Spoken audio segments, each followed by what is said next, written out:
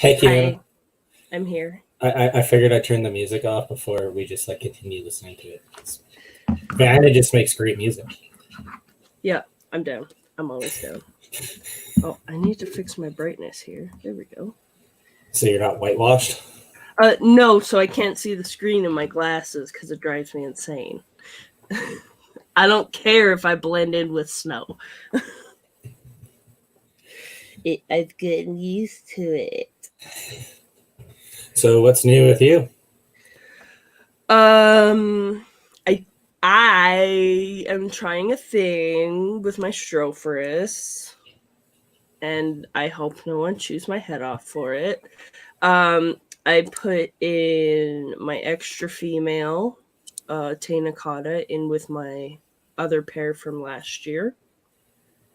I'm just watching behaviors and stuff. I saw some really cool mating behaviors last year from them. So I'm just kind of interested to see what else they do and maybe if it kicks them into more of a breeding mode. But yeah, we'll see how it goes. Everyone seems to be getting along great. So Yeah. that's the only thing new in my books. Well, we had the CARES meeting last night, so did all that fun jazz and talked about some of the... Oh, wait, this is live. Never mind. I was going to say, we had the terrorist meeting a month ago when this comes out, but this is coming out now. That's right. But yeah, so we went over some of the stuff that I want to do for conservation efforts here in Canada and worldwide. So we got some cool things that are planning in the works so that we can fundraise for conservation efforts, because I think it's really important that we fundraise for conservation efforts around the world, because there's a lot less protection for land and stuff around the world because of the palm oil industry, cattle industry and stuff like that, where they're just clear cutting land and not protecting any species. So well, I think that's very important. A really valid point got brought up in the meeting too. How many of us are keeping Canadian reptiles? Not very many of us. Correct. So most of our animals come from the rainforest, Africa, areas on the opposite side of the equator. So we should probably work at protecting those. Yeah. So we can continue to have the things we love. Yeah, so one of the organizations that we are planning to work with is the Rainforest Trust, because they allocate funds for around the world for whatever needs to be protected or land needs to be bought to protect those animals in a timely manner, because sometimes X amount of land comes up for sale and you have until this date to buy the land. So that's something that we're looking into. Yeah, I think it's a great idea. And for anyone that isn't part of a herp society, join your local herp society. If your area doesn't have one, get some friends together and start one, because we need herp societies. Yeah, and the thing is with all the changing laws and stuff that are going on, some of them have great meaning behind them, like animal welfare. Like, we're all for animal welfare. But the people that are making these laws don't necessarily understand it from our aspects. So when we all band together and be like, hey, this isn't quite correct and we should do something about it, they start to listen to you when you're organized instead of just a bunch of rednecks that say, can't take her snakes. Don't take her snakes. That just does not look good. That they don't take us seriously at that point. Yeah, like the herp societies just make everyone look professional and united. So yeah. It makes it easier to take on things like Bill 136 and stuff like that's happening on Ontario, and then all the bylaw changes that are happening here in Alberta. Yeah.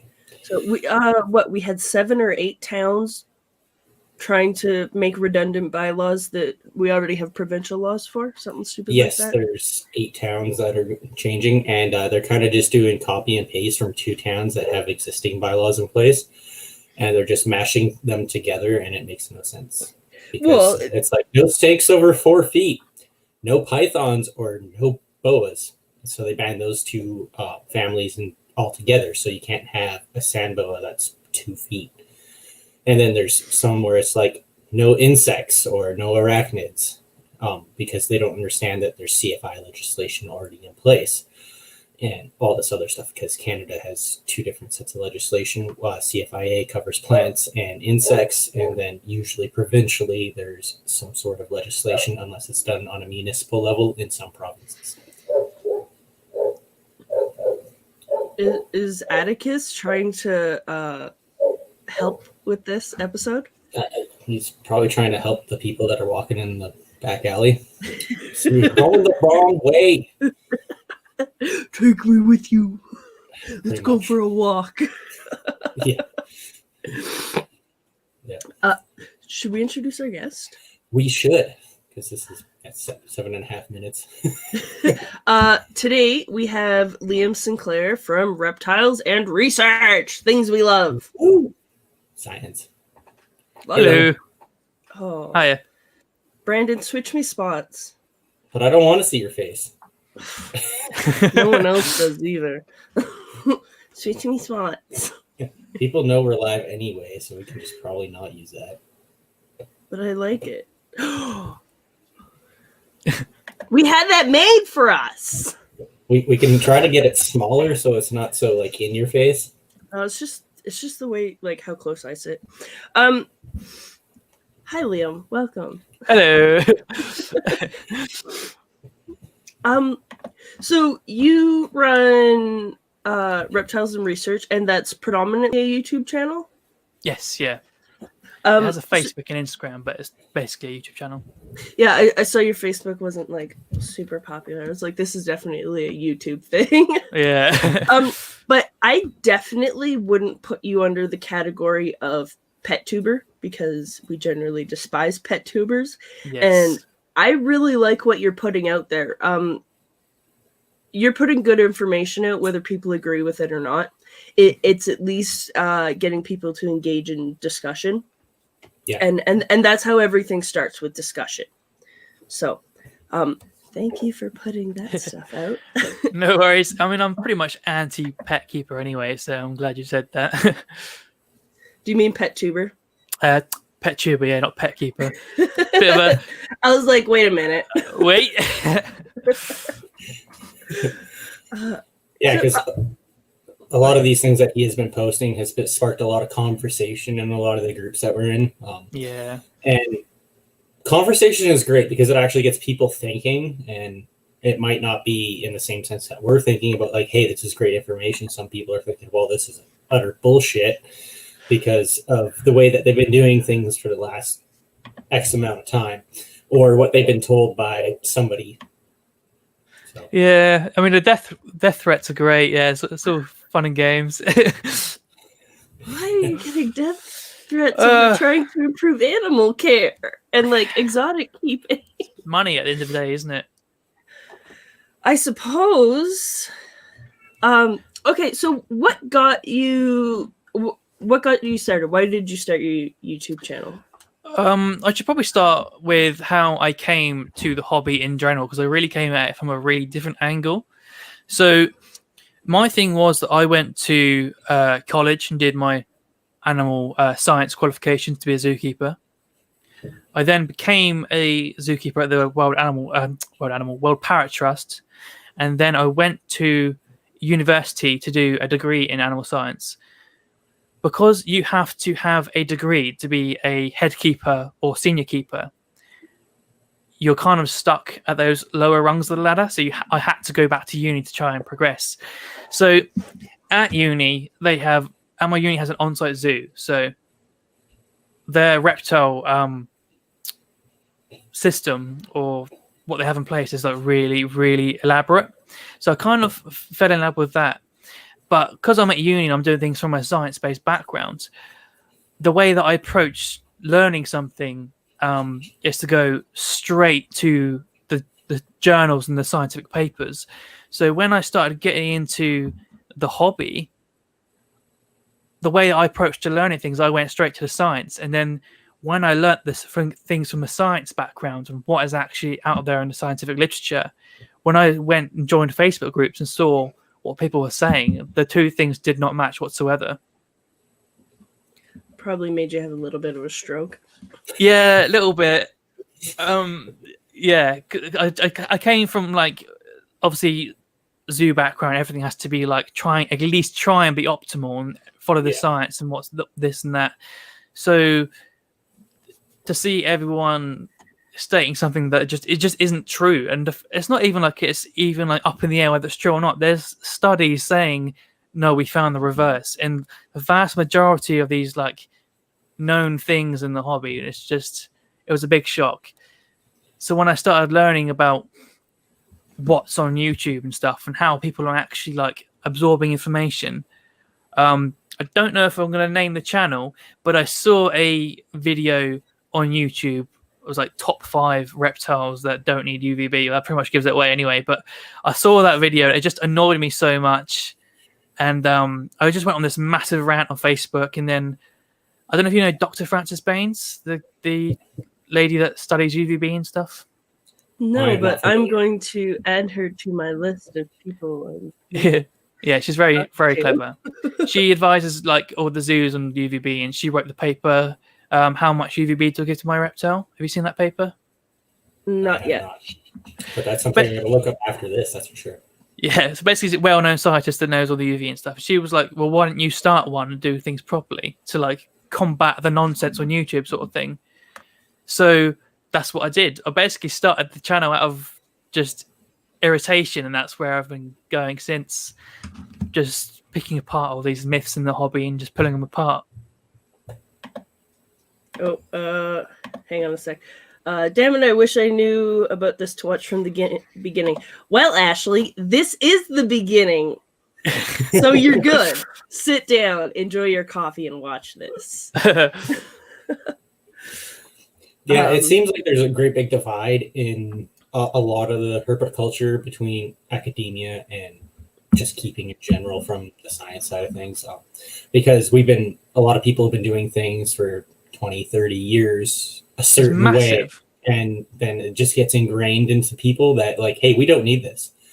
And just because it's been done that way doesn't mean you can't do things a different way. The interesting thing about that is that it was the same in like zoos. They kept us the thing a certain way for so many years, and things were done based on like, oh, we've done this for so long, this is the way we do it. We don't really know why we do it, we just know that we do it. And then this paper came out by, what's her name? Vicky Melfi, I think the author's name is. And it was about how we aren't providing husbandry based on a science-based, evidence-led approach. It's lots of folklore husbandry. Yeah. And it said about how we need to be testing things through science rather than just going based on what we've done before. And this kind of like shook the zoo world a little bit, and kind of shifted people's mindsets quite drastically. I mean, this came out in 2011, so it was a while ago, and it's made a big difference. And you take that. I don't know if you know about the animal welfare laws in the UK. I know a little bit about them, not a lot. They seem a little more tight than ours, that's for sure. The thing is, they're a little bit subjective. So they have the 5 animal needs, and I just bring them up every single video just to really drill it into people's heads. But you take those needs, and in that Melfi paper, she said, well, these needs are literally, we're so focused on the avoidance of negative welfare and like a bad effect on the animal that we don't even know what good welfare is. Like, how do you know the difference between, oh, this is okay and this is good? Like, and that was a big thing in a turning point in research. And in that paper, she actually said, she compiled the list of how many papers have been done on each taxa. And there was a really big taxa bias towards mammals and like tigers and stuff. And the percentage of studies that were done on reptiles over this course of like 15 years was like minuscule. So there's very little science to go on. Yet the science that we do have completely just tears apart everything that we know so far. And I think our hobby is so focused on, oh, it's eating, it's defecating, it's eating, it's growing, it's breeding, therefore it's got good welfare. Well, again, we're focused on the avoidance of negative welfare. just because something eats and breeds doesn't not mean it's at good welfare. Definitely. Just a testament to its ability to survive in a less than optimal situation. Yeah, because there's other behaviors that they can Exactly show us when under the right conditions. Well, and for the most part, those laws are made for a bare minimum. Mm-hmm. Exactly. That's not what you have to provide. That's the very least you have to provide. And then you have everyone else freaking out that too much space is going to stress out an animal. And then there's the whole wild.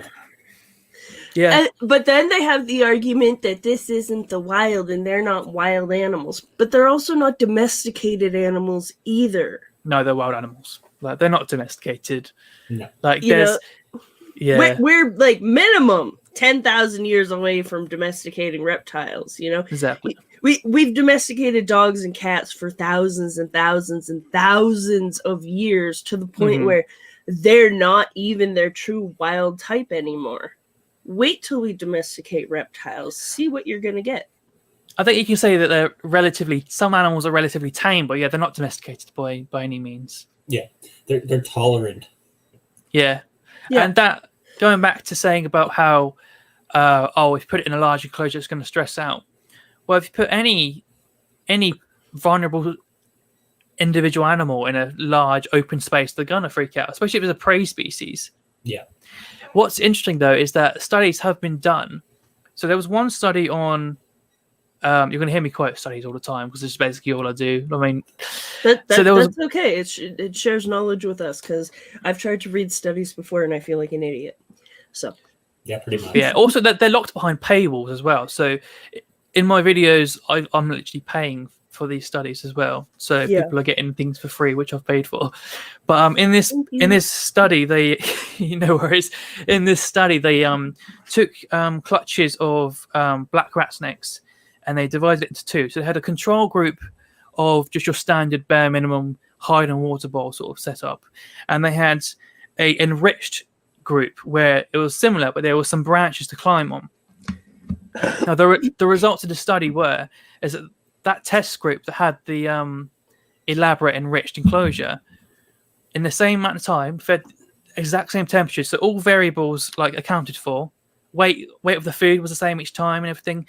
The snakes grew longer, grew heavier, were better at hunting live prey, were better at adapting to open exposed environments, and they performed much better at learning trials. So just from slightly more enriched environment. Yeah. The animals already improving. Excuse me, I have a frog in my throat. That makes total sense to me though, because if they're climbing over sticks and stuff like that, they're going to be building better muscle tone and body condition. So they're going to be more agile for hunting. They're going to be stronger. Everything. I don't know. It doesn't seem like a bad thing to have a stronger, healthier, fitter snake. Yeah, that's just like us. If we're not getting enough exercise, we're not going to be very fit and limble to do a lot of things. I didn't have this at the start of COVID. Oh, don't even get started on that. I did read a similar paper about Madagascar giant hognoses. I can't remember what zoo it was from. Ashley actually tagged me in that post. And it was a very similar article. They did half the clutch or whatever it was in sterile kind of type setups, and then the more enriched setups. I don't kind of like that term enrichment. I think it's something that people should just continue to do because it provides the animals with more things to think about, because if you're just sitting in an empty box, you're just gonna not think at all. So exactly. And that is why they were so better at learning trials. You think a more complex environment, they have to think about how they're going to navigate across this twig or this and that. Yeah. Just when they're moving out the enclosure, if you're in a flat rack, then you just sit there, don't you? So there's a complete difference. In some of my enclosures, I take snakes sheds from other species and I put them in enclosures in various locations, and then they're like, "Hey, what's the smell?" And then they're busy for 4 hours. Yeah, I do that as well. Trying to figure things out. I do that with my tegus too in their enclosure, so it keeps them busy. So I put them in the bathtub, and then I bury different scents into the substrate so then they dig and look for things. And keeps them occupied. Exactly. It's better than the animal just sitting there, just like that, just sitting there. Yeah. I'm going to go I am warm a up and I'm noodle. going to go sit somewhere else. Yeah, exactly. I mean, like, people will say, well, I don't want to provide like a big complex environment because I'll never see the animal. Well, there was a study on corn snakes where they tested a typical like flat setup with a hide on each end, and then they had like a complex setup with like loads of arboreal branches, cork tubes like suspended halfway in the air. And what they found was the more complex the environment, the more opportunities for visual breaks, barriers, and like hides, the more you saw the snake. And the simple enclosure, the snake never comes out. Because it doesn't feel secure. Exactly. So the more options to duck away when it feels like it, the more it takes confidence and the ability that it has options to get away, the more it comes out.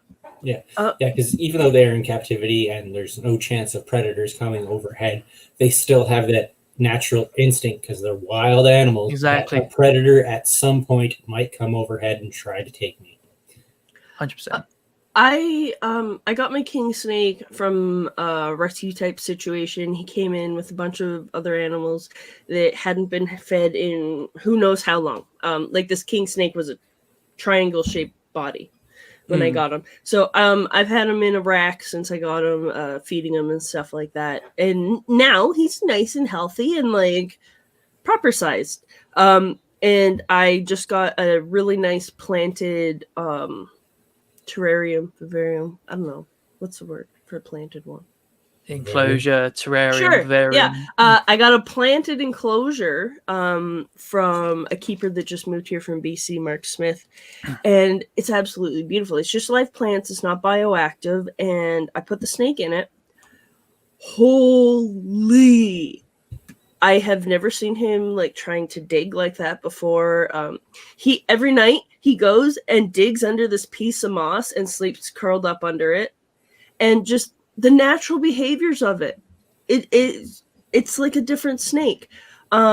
He climbs up on the stick and plays with it. Well, he doesn't play with it, but like he uses his sticks and he climbs them. You know, I have a video of it up on TikTok, and it's like my most liked TikTok. It's just my king snake on a stick. I mean, the difference is not like night and day. It's ridiculous. I mean, the only reason you don't ever see that is because you don't try it. Yeah. If you don't try it, then try it. And then in racks specifically, you don't necessarily see these behaviors because it's usually a dark tub.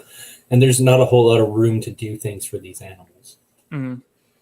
And I also catch him up on that stick basking too. Oh, has he got UV? Is he? Yeah, we have lighting in for the plants, but yeah, he's always up basking on that stick, which is amazing because I have belly heat for all my snakes. So just to see him doing that it's really, really cool. But I couldn't do belly heat with this because the substrate's like this thick. Yeah, I mean, so we did overhead, but it's just the difference in behavior is amazing. Like I feel like what he's doing now is what a normal snake would be doing. Should do, yeah. Yeah, exactly. And it's just been so rewarding to just watch him. I keep my Pilbara monitor in kind of naturalistic style, and he's zipping around like crazy all the time. He's really fun to watch hunt live food. I'll also stash food around his enclosure, but I'll put it on the very, very end of a branch that he has to like really think about how he's going to get it. And you see him like thinking. You see the cogs turning, yeah. Yeah. You can literally see the cogs turning, and he's like trying to calculate angles and stuff. And he's like, how do I get this without falling? And it's just amazing. So I have a bunch of quail eggs in the incubator. So once they hatch out, I'm going to cull some and hide them in the king snake enclosure. Yeah, that makes a big difference as well when you do it with snakes. Yeah. And like I'm literally going to hide it because he's such an active hunter as is. So I really want him to use his little noodly noggin. Yeah. Do you know, have you heard of activity budgets? No, I haven't. So in zoos and other just general things, with an animal, you say they have an activity budget, and that's the amount of time during the day an animal spends on that activity. So some some studies have seen what species do in the wild. They sat and watched them, followed them, and they can divide their how they describe the behaviors into an activity budget. So what portion of the day do these animals do this behavior? Now, there's a few on snakes where the activity budget for hunting is like considerably longer than like just feeding a rat off of tongs, isn't it? Mhm. So I don't know if you saw the video that I did where I just hid pinkies around my California king snake's enclosure, and I extended the activity budget for feeding from like the 30 seconds from the tongs to like 2 hours, 3 hours of it just going around and finding them. And what is your king snake's like normal size prey item? Because I'm assuming you did a whole bunch of pinkies opposed to like one big meal. I did 3. I feed very differently to other people as well. I do basically everything I do is pretty much different to other people. But at the moment I've been feeding quail chicks. I've been feeding small multi-mammoths. I don't have a typical meal size really. I don't really follow that. The guidelines. I do kind of something similar. Yeah. With a lot of my colorbreds, I feed them various different types of meals and different sizes because in the wild, nothing's guaranteed to be the same size time. Yeah, exactly. And also, it works their metabolisms in different ways every time they have a different size meal and a different type of food. And then they get different 100%. nutritional content out of those different prey items. I mix everything up between mice, rats, quail, ASFs. So the what do you guys call them over there? Multi-mammates? Multi-mammoths, yeah. And I'm missing something. Maybe chicks, fish for certain stuff, I guess. Rabbits. Do you feed fish to your king rabbits. snakes? No, but I saw someone talking about it very recently. So I was probably going to look more into it. I've done it a few times. So my snakes get mice, day-old chicks, obviously chickens. They get quail eggs, bearded dragon eggs when my beardy lays infertile eggs. They get African soft furs. They get gerbils, hamsters. All this is frozen forward, by the way. I don't do any live food. Isn't live illegal there? It's a grey area. Not technically, but most people think it is, but it's not. But I'd rather people think it is. I feed snakes, frozen forward snakes. They get salmon, sea bass. Trying to think what else I feed now. I feed loads of things. Frogs' legs. I think there's more. I've forgotten though. A vast array of food anyway. Yeah, I feed quite a wide variety. Some of my snakes don't like fish, so they kind of stick to more the avian prey because like my Madagascar giant hognoses, I think predominantly in the wild they eat a lot of lizard eggs and ground birds, but I don't have any scientific proof to back that up. I've talked to some herpetologists and they're not really too sure either. I'll give you some ground birds. That's why I really love stomach flush studies because they just tells you what they eat in the wild. Yeah.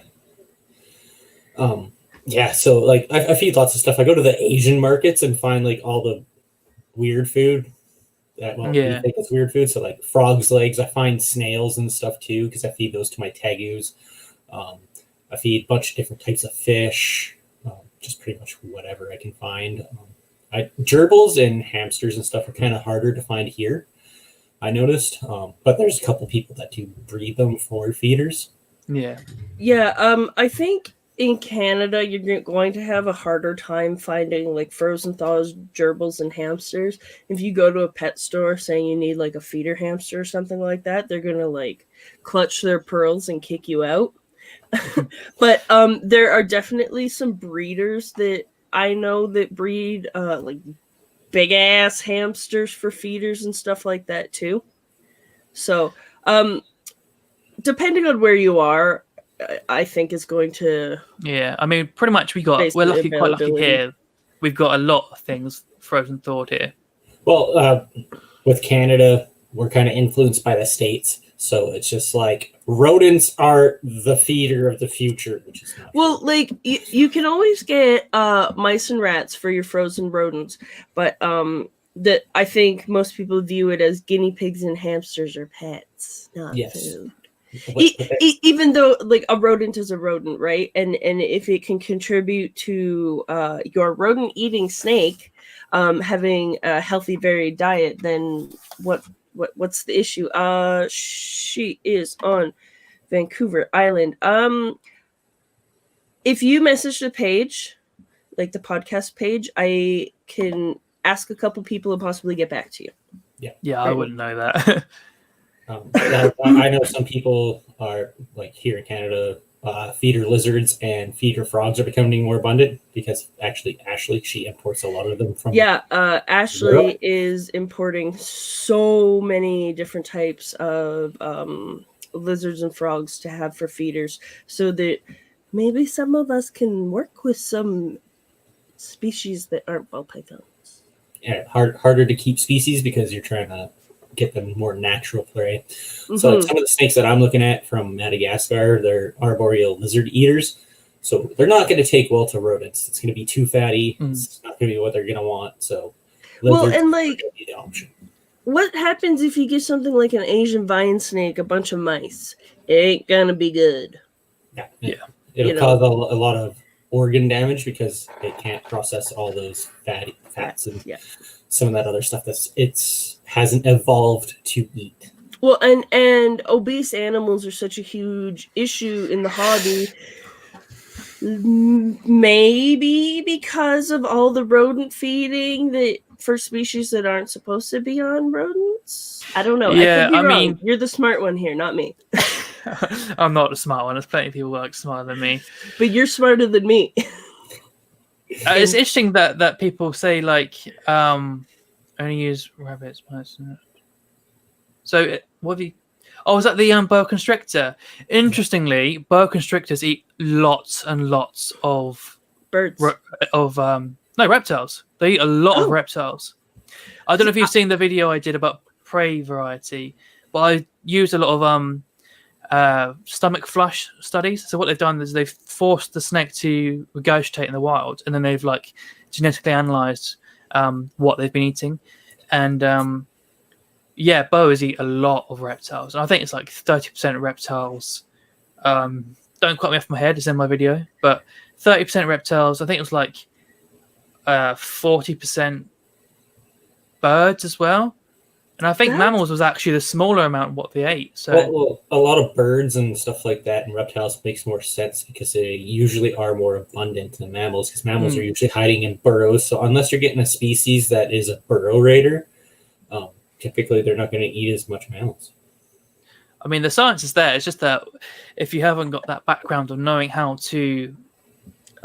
This is Jasmine Bradley. Both of these comments are... Vine snakes only eat live lizards. And if you can get those, then that's fantastic. But I couldn't get them where I am, so that's a species I won't be able to keep because I don't have access to what they need. Unless I bred them. But you'd have to breed lizards on a fairly large scale to sustain even one of those. Because you need to always have proper size animals available. And I think that's kind of a problem with most keepers is they don't want to be breeding $3 lizards with UV, and it's going to be a lot of overhead expense. So then that $2, $3 feeder lizard is going to be a lot higher price compared to rodents. Wondering if he could feed his boa house geckos. I suppose up to a certain size, and once you got a big boa, I doubt he's going to bother with a tiny little gecko. Yeah, like a little gecko isn't going to do anything for like an adult, I don't think. But I think if you had like a small juvenile or something like that, you'll go for it. Yeah. I mean, my juvie boas are my garbage disposal. It's what my king snakes are. Oh, this is Jasmine again. It's expensive at cost $8 per week for a good mix of house geckos and anoles. Which, yeah, if you're feeding 200 animals, that is expensive. But if you're doing it in like your own private collection, it's pretty doable, depending how many animals you have. See, I find this really interesting because I barely pay, like, my costs for keeping reptiles is like really, really low. Like, but then I think people feed way too often anyway. Yeah. I kind of feed on a when I remember schedule. Yeah. I mean, I will feed like 2 meals in a week, and then I'll skip it for 2 weeks, and then I'll feed like an entire snake, and I'll leave it for another month, and then it's just it's more replicating what they would be doing in nature. I mean, exactly. I mean, because a mouse doesn't cross your path every Sunday at 2 p.m. Exactly. You know, I don't feed on a weekly schedule. I try to, if they got a mouse this meal, I want to give them, a chick the next meal, something like that. You're gonna make their metabolisms work differently too, right? It's all good. It's all good, people. I mean, there's a reason why everything's obese. Yeah, absolutely. Yeah. And that's a huge contributing factor to why your bearded dragon died when it was 4 years old, or your ball python died when it was 6. You know, but they were perfectly healthy. I mean, if your ball python dies and it's 6, that's so bad. I mean, they live to like 60. I know. Okay. So you obviously saw that post that zoo had a 60-year-old ball python lay partho eggs. Oh, I saw that. Yeah. Okay, I've seen a lot of controversy about it, saying that the article came out like a couple years ago, and the snake's actually younger than that, and like this is just a thing that goes around every now and then, and it's fake. So do you know what a ZIMS is? No. So it is like the Zoological International database thing where all the zoos put all their info on. So when I had access to ZIMS, when I was actually like in the zoo and stuff, I can just look at what age reptile things are in zoos and stuff. And people saying that that's false, they just don't really know what's going on. I mean, there's plenty of raw pythons or ball pythons that are like 40 and 50, and it's pretty much standard, really. So it's very possible. Yeah, I'm not like questioning it whatsoever. Like, it just amazes me. And people are like, "Oh my god, my ball python got to 8. That's amazing." I'm like, "Oh my god, so bad." And I find it interesting with a lot of these big breeders where they started 20 years ago with a ball python, and now you don't see that animal that they originally started with, because either they traded it off, it didn't fit their morph plan anymore, because they didn't need that gene anymore, and they kind of just traded off. I think that's like a big thing with like ball pythons and stuff like that, but they're also like big breeders too. So they're in it exactly for the business of chasing morphs and selling off. Like that's their business. Yeah, I've got loads to say about that. I mean, my stance is I don't care what they do with their breeders. Nothing you say about welfare is going to convince them anyway. So I don't care what you get up to. Just stop saying to the customer that is how you keep the animal in your own as a pet, because that is not optimal. Basically, everyone's got care for ball pythons wrong. Yeah. And that's why everyone got so mad over the video that I made, because it's wrong. Because they've been doing it for so long and everybody thinks they're right. I still see people using and suggesting Repticarpet. I thought we moved past this. I mean, people are stuck in old ways and aren't interested in new scientific information. Yeah, but it's like this. You've got someone with 2 million followers on YouTube who's got all these animals, and you think, wow, he must really know what he's talking about. And then you've got someone like me, no one knows who I am, but I'm stating science. And I'm like, well, why should I listen to you? And this guy's got 2 million followers. Like, there's a sense of like authority to having like lots of followers, isn't there? So Yeah. Oh yeah, definitely. It's bragging rights. It means you know your shit. Even though, like, even here in Canada, we have pet tubers that are putting out blatantly wrong information, and then Yep. when it's people wicked. it is sure wicked. Oh, I love it. And you'll have people try and offer correct information, science-backed information, and all they ignore it or argue with it, and only actually agree with the people that stroke their ego. Yes. And they aren't willing to look at new information that's presented and been found to be true. They won't correct their incorrect information. You are not bettering the hobby, buddy boy. You are fucking it up. I'm sorry, but we are trying to move forwards and learn. Exactly. It's funny because I've done it before, where you have an argument with one of these people that say, I've been keeping for 30 years, and you just talk rings around them with like just science, and then they just like don't reply to you after. But how many years do you think I've been keeping for? Well, you look very young. I'm 23. You look very young. I suspect you've been keeping since you were a teenager. 2 years. What? 2 years. Yeah. What?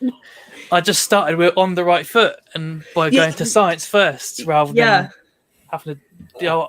It's like you get sucked into this thing where, what's the word? Is it indoctrinated? Yeah. Indoctrinate. Yeah. Everyone knows the word we mean. We know what we're talking about. You get sucked into this, and then you get brainwashed to think a certain way. When it's just a load of rubbish. Yeah. I mean, I can literally take ball pythons and just pick it apart, and people will be like, "You don't know what you're on about." I get laughed at when I'm the one that's right. I'm like, "What are you laughing at?" Like, I have science. Yeah, like I can like.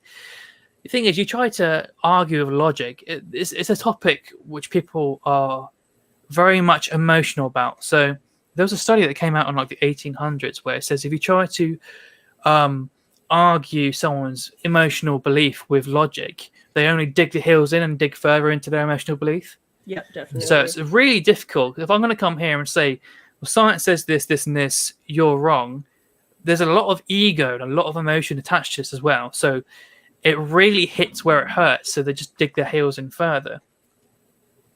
Like, people don't want to be told they're wrong either. Yeah, I mean, it's a huge ego thing. Yes, I see it a lot of times in a lot of groups. People are like asking questions, but they just want to make sure that they're assured they're right. Yeah. And then when they're told that they're wrong, like you said, they dig their heels in and be like, "No, I have to be right." Because Joe at PetSmart or Petco or whatever told me this information, and they're a big pet store, so they should be correct. It's also where the people that get into this are animal lovers, and we're a very weird breed, aren't we? Like, we're not normal people. So you think you are that one person in that group of people around you, and you're always told you're growing up, oh, you're the animal person, or you're going to grow up to be like Steve Irwin, or you're going to grow up to be. So everyone's been told they're like this friggin' animal genius their entire lives, and then when it comes to being part of the animal community, you get told you're wrong. People's egos are really hurt. Yeah. And that's the issue. The way I think of it is, if you now said to me, "Oh, I've got a study that says ball pythons do best in Iraq," I'd be like, "Okay, I want to read it. I'll keep whatever. I'll do whatever the science says." Like, I don't care. Like, it's irrelevant what I said in the past. If new information's out, I'll read that. I don't get why people are so attached to like, "Oh, I've been saying this for 30 years, therefore I can't change my mind now." People are driving in cars without seatbelts for how many years? Do you think they're going to friggin'... How many people kicked off when they invented seatbelts? Oh, I'm not doing that. I'll die then. Like, what? Yeah. It's an improvement. What's the issue? It's just people not wanting to... It's not even that they have to admit they're wrong. They just have to like accept new information. All they have to do is shut up and say okay. Like that's all you have to do. Just read this information and shut up. And the thing too with all the science that he's referring to, all this stuff is usually, it should all be peer reviewed by a third party. So it's not biased information. Like there's other people who look into this stuff to make sure these people are correct in what they're doing. Actually, you bring up a good point. Liam, are all your videos peer reviewed? Mostly the ones that I've submitted. If I've made a video about an update on my animals, I don't get it peer reviewed because it's not scientific. But the ones where I'm going like heavy on the science, I get peer reviewed by like Dr. Francis Baines and stuff. So, like your ball pythons are semi-arboreal. That one's peer reviewed. Also, why all reptiles need UVB light. Yep. And probably a few others as well. All the controversial ones have been peer reviewed. And it's funny, I noticed in some groups when you do mention that, hey, my videos are peer reviewed, people are like, well, you can't peer review YouTube videos. It's possible if you actually. It's only a YouTube video because it was posted and hosted on YouTube. That's the only thing that makes it a YouTube video. Exactly. If I made a video lecture and it got peer reviewed, people are like, oh, that's cool. So why is it just because it's based on YouTube that it's an issue? Yeah. Like if you're putting the effort forward to get somebody else to review your video before you post it, that's awesome. Yeah. Especially by scientists and people who know what they're talking about. Especially when you're trying to change the way people keep too. Yeah, I mean, I'm very idealistic about things. Like, I don't want to be like a pet tuber and be like, look at me, I'm not like being on the camera for like half an hour and showing a reptile for 10 seconds. I'm not even in my videos. I just want the focus to be on animals, welfare, and improving the hobby. I mean, that's just all I want to do. Yeah, you mean you're not letting yourself to further your ego with all these likes and comments on YouTube? Oh, the death threats. Yeah, I love it. It's for my ego. I can't believe you get death threats over science. Like, people are just so ridiculous. But you can also most likely guarantee that those are pet tuber fans. Yeah, I mean, I can see who they're subscribed to when I go into YouTube and stuff, and it was like bar checking nerds. So what'd you expect? Yeah. It's funny because, like, if you have an issue with the fact that we're saying it's peer reviewed, fine. But the studies that I show you in the actual video are peer reviewed, like officially. Like it's like double peer reviewed. Like I don't get what your issue is. It's double peer reviewed. Yeah. It's just people digging their heels in. That's really all it is. Leopard geckos can't look at a leaf blowing in the wind without getting impaction. That's not true, everybody. I was being sarcastic. Yeah. I saw that video by BH someone exotics, someone else. The leopard gecko video. JTB Exotics. JTB, that's what it was. JTB Reptile, sorry, yeah. Yeah, they put out a video that you helped with about leopard geckos kind of cohabbing in the wild. Mm-hmm. Brandon and I, Brandon interviewed herpetologist Sherry Bakari, and when we were talking to him, he was in Pakistan to study leopard geckos. So yeah, he's doing a side study of leopard geckos along with setting up his herpetological facility because he was trying to work on educating the public about different snake species and why they shouldn't just kill every snake that they see. So, and how to capture snakes and do all this other stuff. So the public is a lot safer from venomous species and all that other stuff. It was super cool. In the video, it was stating that leopard geckos don't necessarily live together, but they use like communal tunnels and like even like a bathroom area and stuff like that. So I asked Sherry about it, and he agreed with the video for the most part, except his one thing was about them cohabbing. What he thinks it is there's a high food concentration. So there's more geckos naturally in that area eating the food source, and they just happen to be using the same facilities that are there. It could be that. Could be that. And I can see both of them being like very feasible, and it'll of course take more science and observation to figure out which is which, but I think both are very, very probable, and it still goes to show that they can I want to say this sensitively, live-ish together. Yeah, I mean, you don't evolve complex behaviors with communicating with each other if you don't ever see each other. So yeah, exactly. Like I definitely would not ever advise just anybody to try and cohabitate leopard geckos, but someone that knows this species very well, I would trust Lisa Ashton to do it from Gecko Place. She's probably one of the very few people who I would trust in their ability to do that safely and appropriately and actually be able to observe all the different behaviors and watch for stuff. Yeah. She's just like our leopard gecko pro. The leopard gecko guy. Yeah, because if you're setting up a large enough enclosure and have enough ample space for them to escape from each other safely, then it's definitely possible. Because in the wild, if they get into a spat with one another, they just bugger off. Yeah, they just bugger off, and they won't see each other ever again, possibly. Yeah, I'd like to do it like a 6 foot. Yeah, that'd be really cool, like a big 6x2 or whatever, so you can provide multiple basking spots. Yeah, exactly. Different temperature gradients and all that kind of stuff, because that would give them lots of different space. It's kind of similar to what I want to do with my giants, but I need like a 10-foot by like 5 foot by 6 foot tall enclosure. So because from some of the research I found with my Madagascar giant hognoses is that females lay in communal dens. So I would want to do like a 2.3 or a 3.4 in a big setup, lots of hides, really naturalistic. Sounds really cool. I mean, I get why people are saying that, oh yeah, they just kill each other when you put them together. Well, what do you expect when you shove them in a tiny tub together and they've got no way of escaping each other? I mean, I bet if you shoved dogs in a cramped space, they would friggin' nip at each other. They're a social species, but if you put them in like a tiny little enclosure together, what would you expect? Yeah. I kennel mine, like my dogs are kenneled together at night. And every now and then you hear someone rolled on someone's paw, so there's a yip, and then someone else gets told off.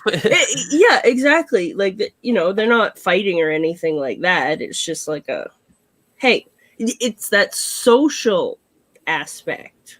Yeah, I mean, there has to be like some sort of nipping and disagreement for like hierarchies to be established in the first place. It's just like with humans, we argue with each other all the time. Yeah, like... Yeah, it's cognitive behavior. Yeah, sometimes you can't just, like, wrap a lizard in cotton wool. Yeah. Jasmine's going, Cohabbing in the wild is completely different in captivity versus Joe Blow's in a 20-gallon, which is true. So I'm not saying Cohabbing a 20-gallon. Like, if you're, as Liam said, he wants to do a 6-foot enclosure. Yeah. That's ideal to Cohabbing. Yeah. A 20-gallon, a 40-gallon, still not ideal. Well, it's made out of glass. Don't put 2 animals in it. I think 6 foot, because that's like what we have enclosure sizes readily available in. Yeah. I want to build stuff, so I'm pretty much going to just sky's the limit. Yeah. Mm-hmm. I want to put a single male ball python in a 6 foot long, 6 foot high. That'd be amazing. 3 foot deep. I am hoping to switch all my adult ball pythons into 4x2x2 PVCs. Yeah, that's good. I have a small, weird shaped old house, so I'm kind of limited with what I can do. This room has these stupid sloped walls, so I can only get 2 enclosures high. If I stick with that plan. So I'm just trying to work with my space while also trying to give my animals something better. I rather put 2 animals together in a 4-foot long enclosure to breed than into a rack. Yeah, I mean these are 4x2x2, and I've only got mine like 3 foot to maybe 4 foot Mexican black king snakes in them, and a beardy at the bottom. Yeah, like behind me, I got 4x2x16s. It's taller than most enclosures people use here in Canada. Most are 12 foot tall. 12 inches. Thank you. 12 foot is ginormous, Kiana. It's like as tall as my first floor of the house. But yeah, I prefer the extra height because one, it's easier for me to access the animal if I need to. It's easier for cleaning and maintenance. And then if I wanted to put lights in here, the 16 isn't quite optimal for the height for lights. Yeah, like probably a safe minimum distance for UV would probably be like 10 to 12 inches. Yeah. And then by the time I add substrate and all that kind of stuff, so like 3 inches, 4 inches of substrate, then I'm already at... You lose a lot of distance. Yeah. So we talk about UV and how we need safe minimum distance and stuff, but I don't think people really realize how important UV is.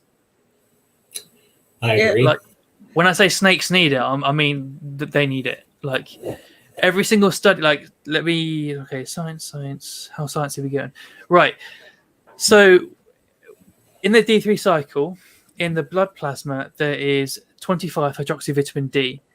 And that is the fancy way of saying that where the D3 in the D3 cycle is in the blood at that point. And then it gets carried to like the kidneys and the liver, blah, blah, blah. But when they bask under UV, it gets subcutaneously synthesized in the skin, then gets sent into the blood, and then gets traveled around. But it's during that point in the blood that you can extract blood and then test for the levels of that 25 hydroxyvitamin D. So you can see whether something has adequate or deficient levels of D3 by testing that.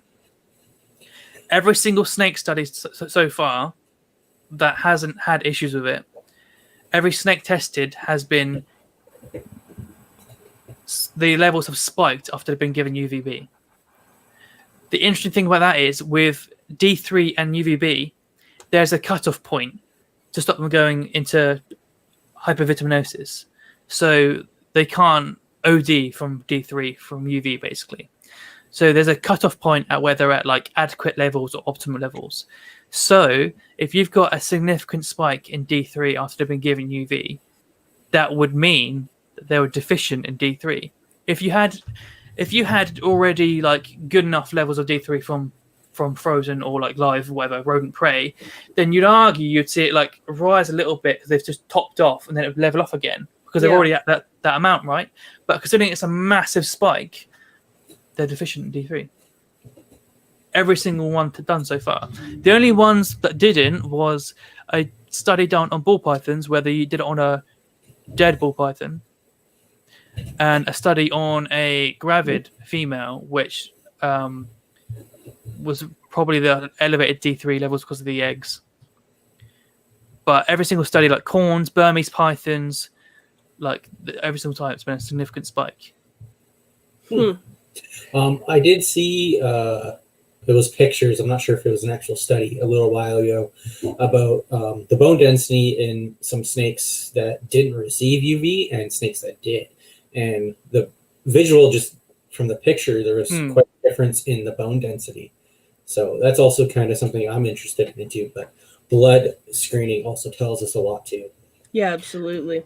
Well, people say like, oh, there's adequate levels of D3 in the frozen food. Well, how do you, or the live food, unless you're actually feeding your rodents and then euthanizing and feeding there, vitamin D like breaks down over time for the amount of time it's been frozen for. So you've got the amount of time it was frozen for in the shop, and then the amount of time you've stored it for that it's breaking down. Plus, you have no idea the diet that's fed to that rodent by the breeder when it's done. You have no idea the quality of the diet given to the rodent when it's being grown on, unless you like know the person or you ask. But You think what is their goal? To grow it as fast as possible and get it euthanized, frozen, and sent off. Are they looking for optimal levels of like vitamins and stuff, or are they just feeding it like food to get it grown and then done? And I've also kind of thought about this too with rodents and, well, all prey items in general, because in the wild, they're also exposed to UV. Yeah. So that's going to also boost their levels as well. Yeah. So is the way that current rodents and feeders done. I know some people like breed chicks and quail outside sometimes, so they would get UV, but a lot of rodents are bred indoors. So with my quail are all outside. They are not laying right now because of how short the day is. I have to add artificial lighting to get them laying, to have them lay throughout the winter. So it definitely affects other animals for sure, like big time. So there's a lot of study. It's not just reptiles. It's we like. It's estimated that 1 billion people in the world are deficient in D3. And that's also why a lot of people get depressed as hell in the winter, is a vitamin D deficiency. I take vitamin D every day, a supplement, because I am a sad bitch. Also, you're more likely to survive COVID from having optimum D3 levels as well. Oh. That's why I'm kind of glad I work outside, because even in the wintertime, I'm exposed to sunlight. Even if it's just on my face. Yeah. So there's literally studies in like everything. Like the only animal so far that have had no effect from UVB is dogs. Dogs get it all from their diet. They're all good. Everything else so far, like we're talking rhinos, rabbits, guinea pigs, parrots. We're talking. There's so many. Like everything. Like you give them UVB and like the levels spike.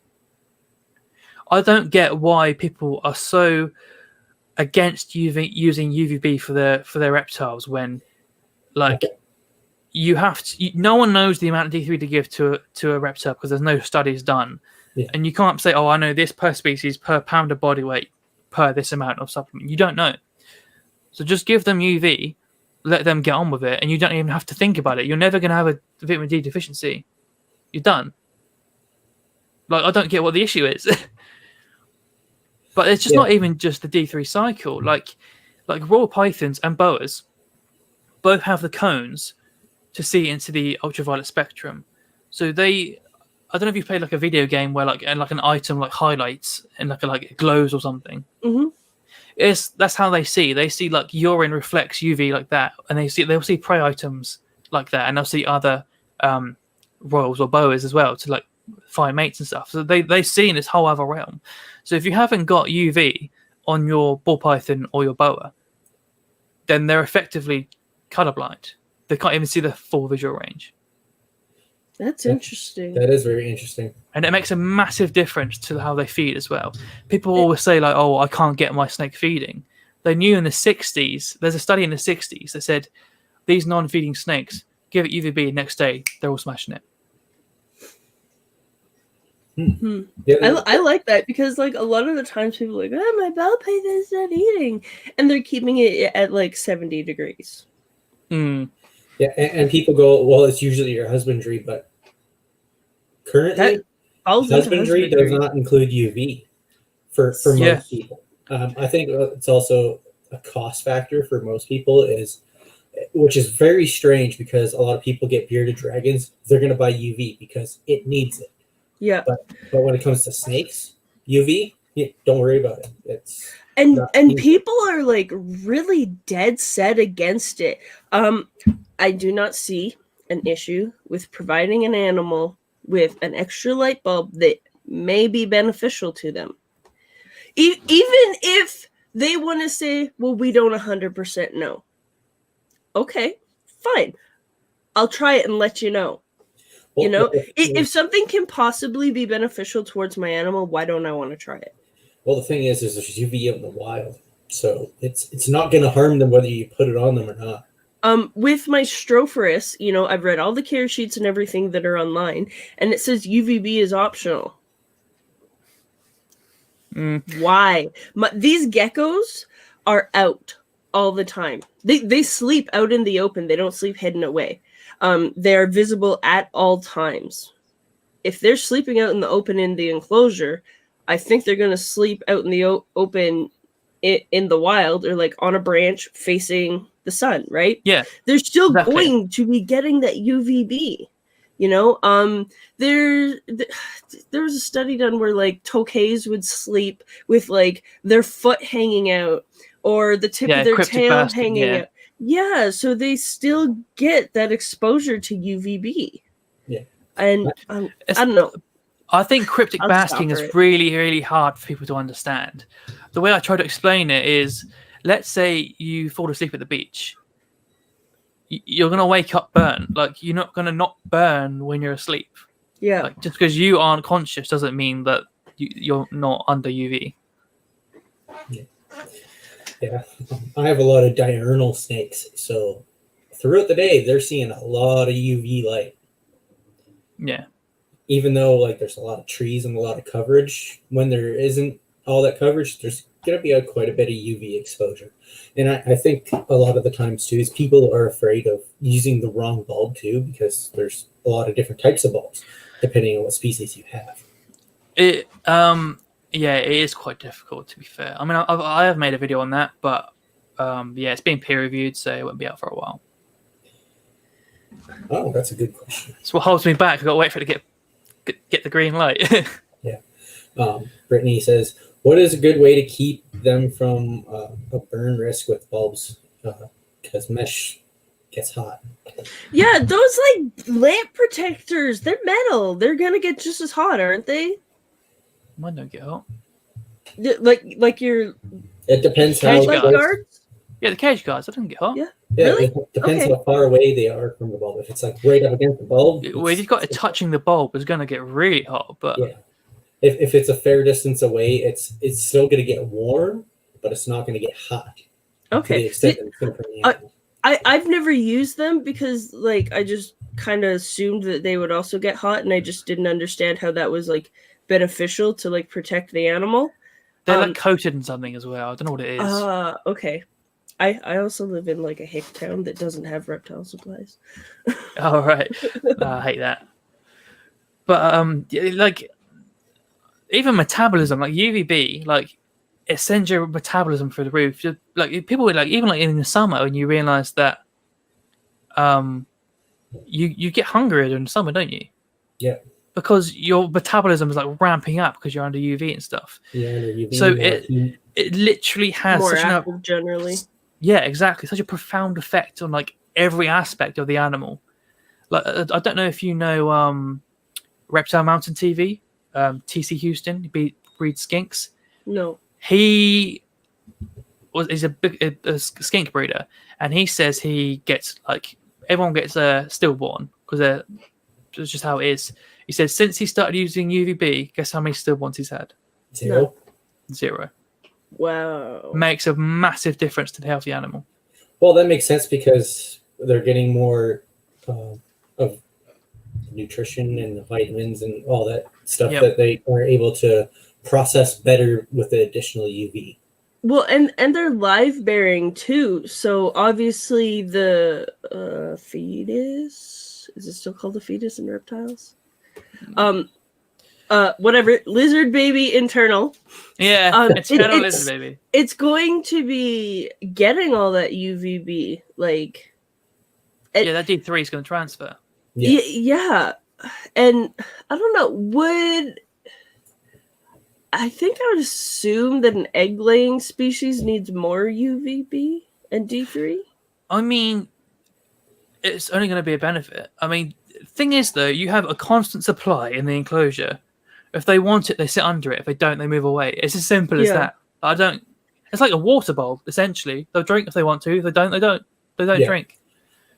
So since we're on the topic of UV, depending on what size enclosure you have, what would you think is the optimal size of UV bulb? So if we're using a 4-foot cage, would a 3-foot UV bulb be sufficient? Because then you get that little bit of Yeah, without UV, but they have also hides to hide under and all that kind of other stuff too. So it depends on the animal, and it depends on the animal and the. Okay, let me just think how I want to structure this. This is actually really complex. It is a really complex question. It's not just I'm going to stick a light fixture into this enclosure and it's going to work for all animals. That's not how it works. Right. Like, okay. So do you know how you get like you see like a 12% bulb and like a 7% bulb, and there's like a bearded dragon on the 12%, and there's like a some tropical on the lower one. That's bollocks. Doesn't matter. All that matters is, do you know what UVI is? Nope. So UVI is the ultraviolet index. So this is basically the where you measure it at that spot. So do you know what a solar meter is? Yes. Yes. So that measures the ultraviolet index. So you'll get a number when you press the button measuring that at that point.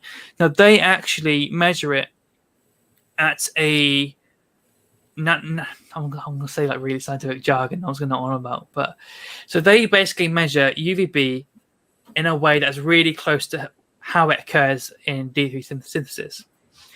So all that matters is what UVI your reptile prefers and what that basks at. So there was a study done by Gary Ferguson where they went out, they found wild reptiles, they took note of the habitat, the light availability, and they measured the UVI in that habitat. So they got a long list of species. I'm talking a very, very long list. And then they broke it down into zones. So these crepuscular animals, those animals that are active at dawn, dusk, and the nocturnal ones too, they put in zone 1. Now this is like a very, very, very low UVI bandwidth. We're talking like UVI, I don't know the exact numbers, but I'm not going to say them because I'm wrong. But very low UVI. And then you've got zone 2, and it's slightly higher, zone 3. And then you get to like zone 5, where it's like you're full on like uromastics, like blistering, like UVI like 9. So all that matters is what the bulb achieves at your needed distance and what UVI that is. So a 12% bulb and a 7% bulb will achieve a UVI. Let's say we're saying 1. They're going to achieve a UVI at 1 at different distance. So if you have a need of a UVI of 1 at that basking spot, the 12% is going to need to be up here to achieve that because it's stronger, and the 7% is going to be much lower because it's weaker. Yeah. So there's the paper by Dr. Frances Baines again, how much UVB does my reptile need? And she classified the two methods of doing it as the shade method and the sunbeam method. So the shade method is you're providing very, very low levels of UVI across 3/4 to nearly whole of the vivarium. And then you're providing hides and stuff for them to get out of it. And then there's the sunbeam method where it's like 1/3 to half the vivarium of like just intense higher levels of UVI. So you've got, say this box is my vivarium. Yeah. So if I've got a uromastix, you should have a UVI bulb that's like no more than half across the vivarium, and the rest of it should descend into shade. So all that matters is knowing what UVI is that your reptile needs, and then what bulb will give you that at that chosen distance. Now, a lot of the American companies have botched it, really, the way they label their bulbs. If you go on Arcadia, do you know Arcadia Reptiles? Yep, I use their bulbs. You go on their lighting guide, you literally type in what species, and it tells you what UVI that species needs for the sunbeam method anyway, and at what distance, and it tells you what bulb to use at what distance. And it's as simple as that. You go to another company, it's like, okay, how many stars is this bulb, and what star is it? Doesn't make sense to me, but so it's literally just that. It's just what UVI does your animal bask at, and what bulb achieves that UVI at the distance you have to work with, and that's literally it. That Forget all the seems 12%. like a way easier system. That's just how the science works. It's just that everyone's competing to produce their labeling as the next thing and stuff. Where in reality, if they all just label it as like UVI of 30 centimeters or something, it'd be much easier. I think Arcadia is one of the most recommended brands here for lighting. I like Arcadia. Their bulbs are actually really high quality. I mean, not to get too complicated, but the 12% is the amount of UVB that's given off. So a 12% would also be like a certain percentage UVA, and then like a certain percentage of visible light. So during the shade dweller bulbs, they are 7% UVB, 17% UVA, and like 76% visible light. So the percentage is only the intensity of UVB given off by that bulb as a percentage. That's all it is. I'm looking at the UV index for my tag use because I use UV for them on the Arcadia website right now. Yeah. And I'm actually right into what they recommend with the bulb that I'm using. So that's actually good to know. So you can either do one or the other. There's a certain range. We got to remember, though, that these values that they used are the recorded values that these animals chose to bask at. So we're not just saying, like, this is a bearded dragon, let's give it, like, the highest amount of UV that's ever been experienced in that area that they live in. No, we're providing like the UV that's available that they use. Yeah. So in the wild, like the UVI in like Australia can get to like double digits, but like what we actually choose to provide for bearded dragons is like 4 to 6. Yeah.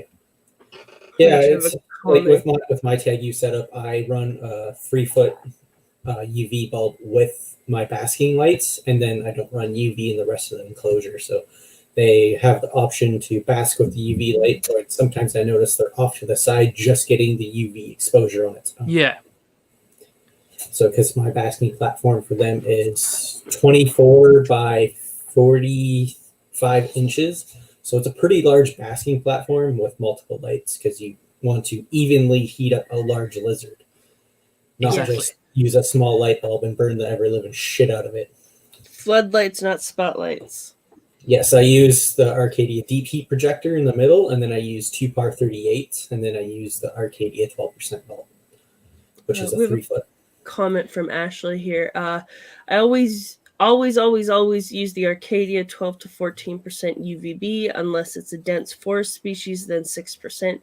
The UV index rating seems to fall rapidly after 5 inches. 12% tends to be needed for sure, even for rainforest species, especially if it's a far distance away. Mm-hmm. Ashley wrote a book.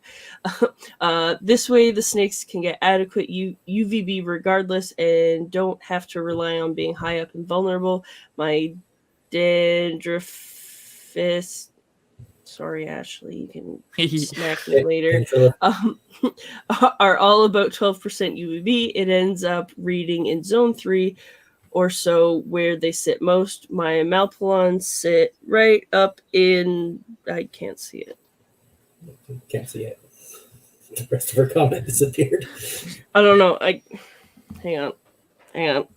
I'll find it. Maybe. Sorry, Ashley, we lost the rest of your comment. Blame Facebook. What people don't realize, though, is that cryptic basking, it depends on the species. Let's say you've got a bearded dragon. They have a really, really, really thick skin. So they've adapted to really, really high levels of UVB.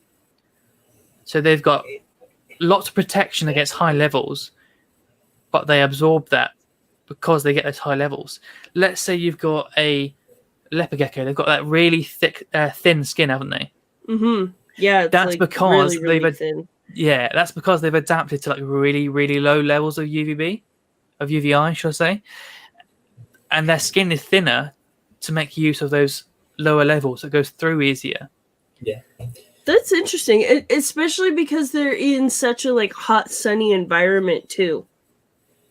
Yeah, so like, that's because they're active at night or evening. Yeah, well, technically they're more considered cathermic now, which means they're just active whenever they want. Like they're not nocturnal. They're not crepuscular. Yeah, they're not nocturnal or crepuscular. They just do what they want, basically. Well, that's interesting. They're going to do what they need to do at the certain times that they need. Yeah. So they feel their body is at the optimal temperature. They're getting the optimal nutrition, so on and so forth. It's just like us. When we're hungry because we feel we need more nutrition, so on and so forth. Sometimes we just eat because we're bored, though. I think it's quite complex to try and explain off the bat. But Yeah. Sorry, the rest of Asher's comment was sit up in zone 5. Oh, that was just the rest a little bit. Yeah, so the best thing for people to do is familiarize themselves with UVI and Ferguson zones, and the whole thing becomes a lot more simpler. Yeah.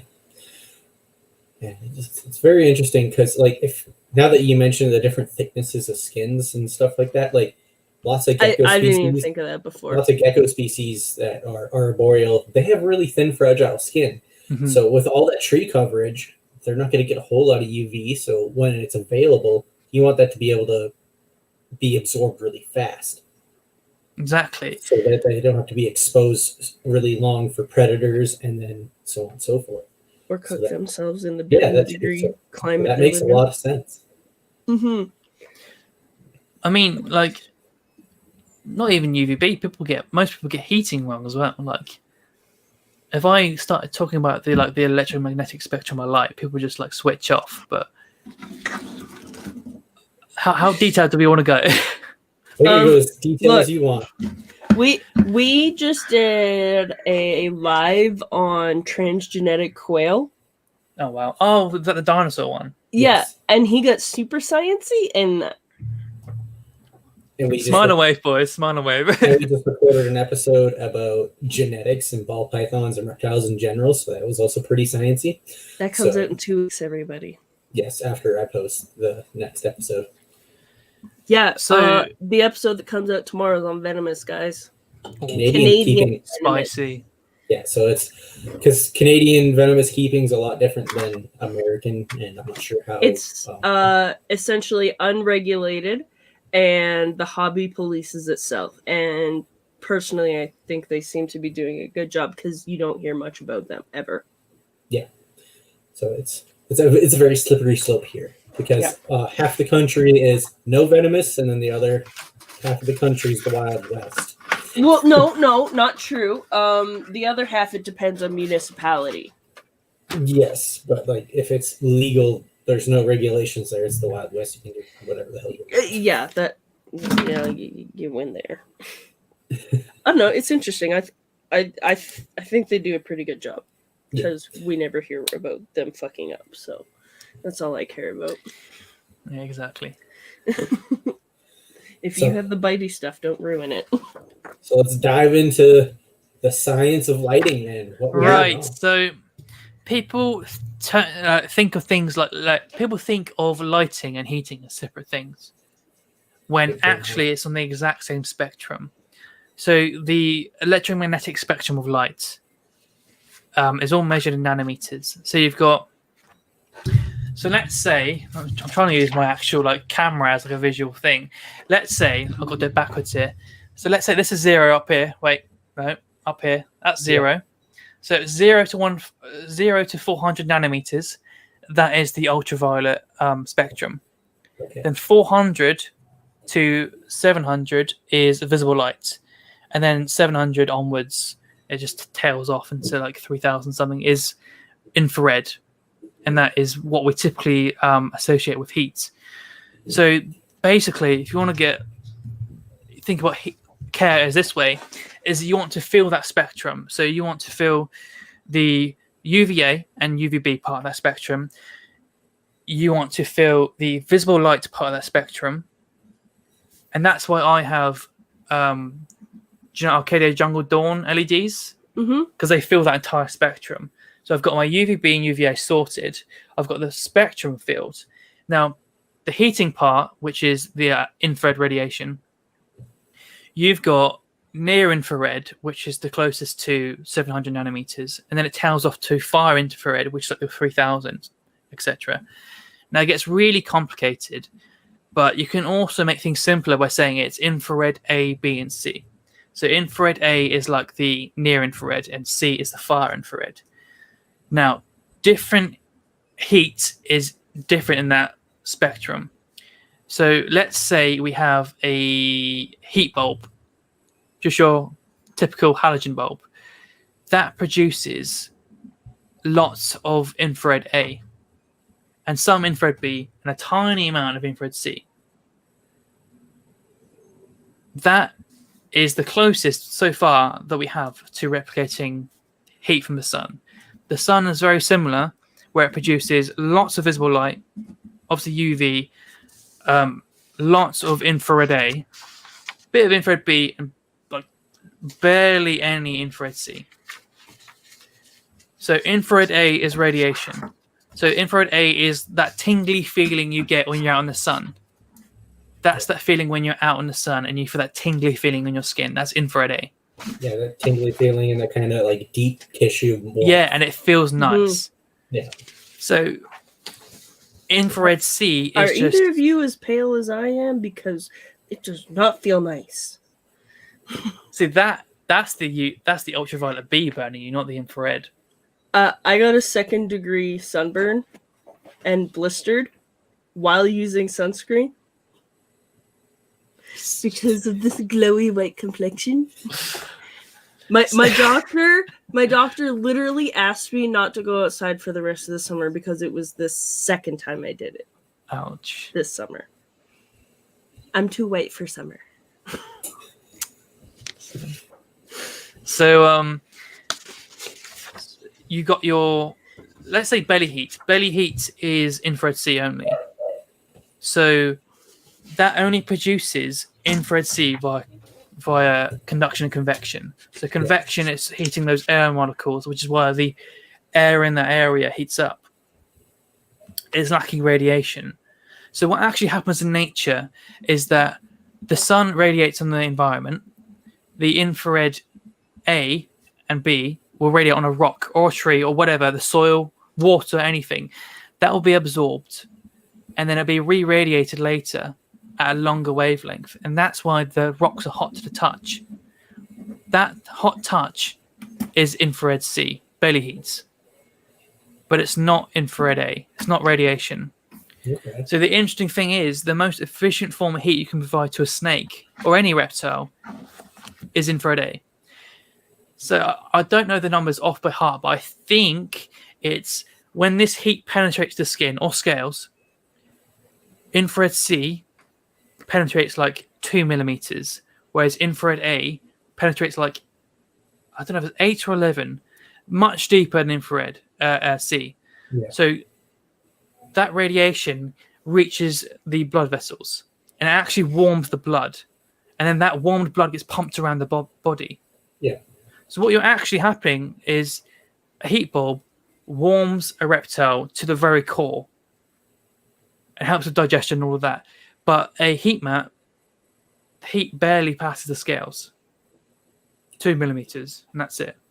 Yeah, and then a reptile on a heat mat would have to sit there a lot longer than it would under infrared A sources. So that's why you see them basking on heat mats for long periods of time versus versus sitting underneath a light for 20 minutes, half an hour, like they would do underneath the sun. Exactly.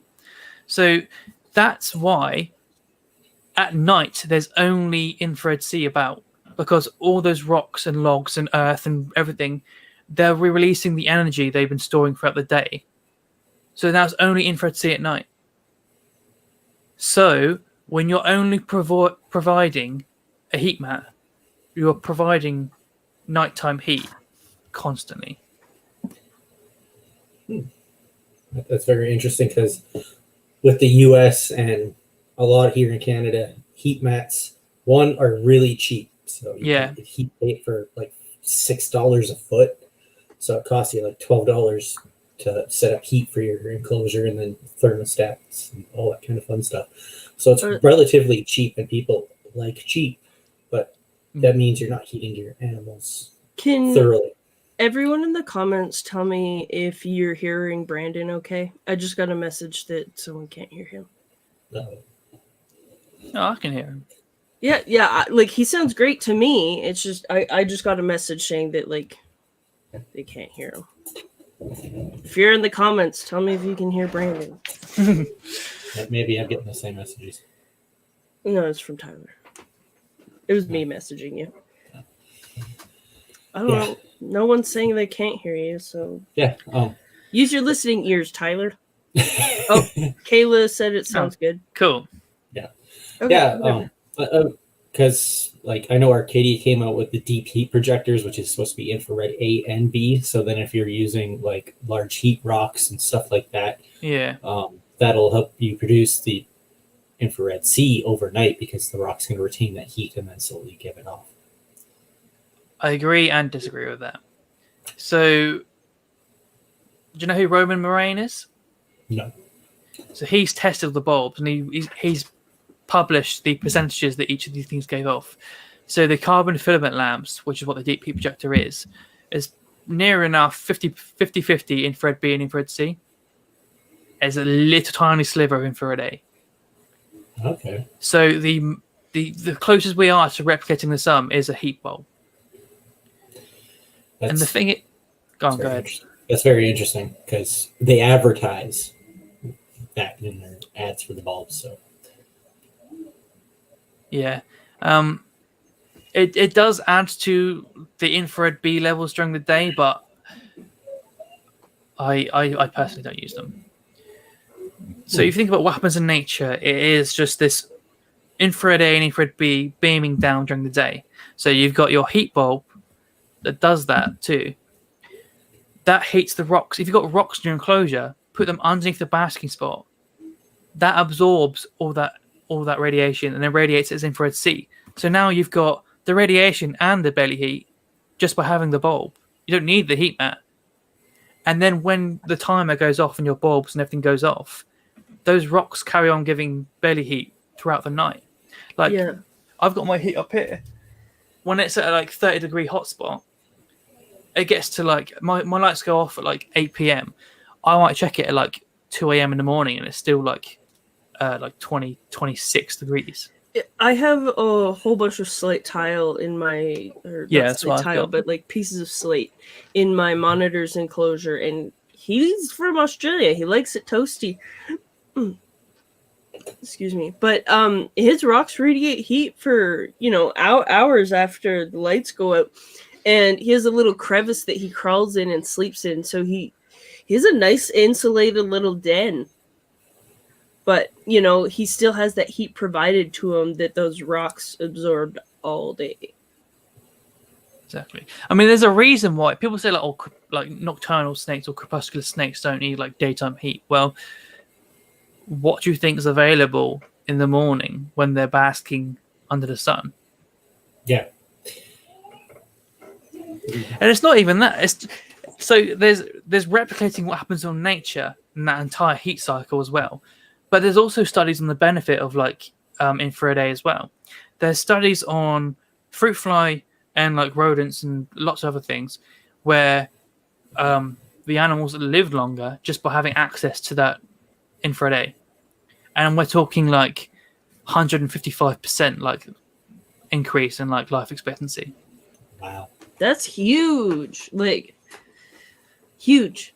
Yeah. And you think an increase in life expectancy, is that increasing what we would have them in like living to in captivity to like their actual full potential, or is this increasing what their full potential would be for life expectancy?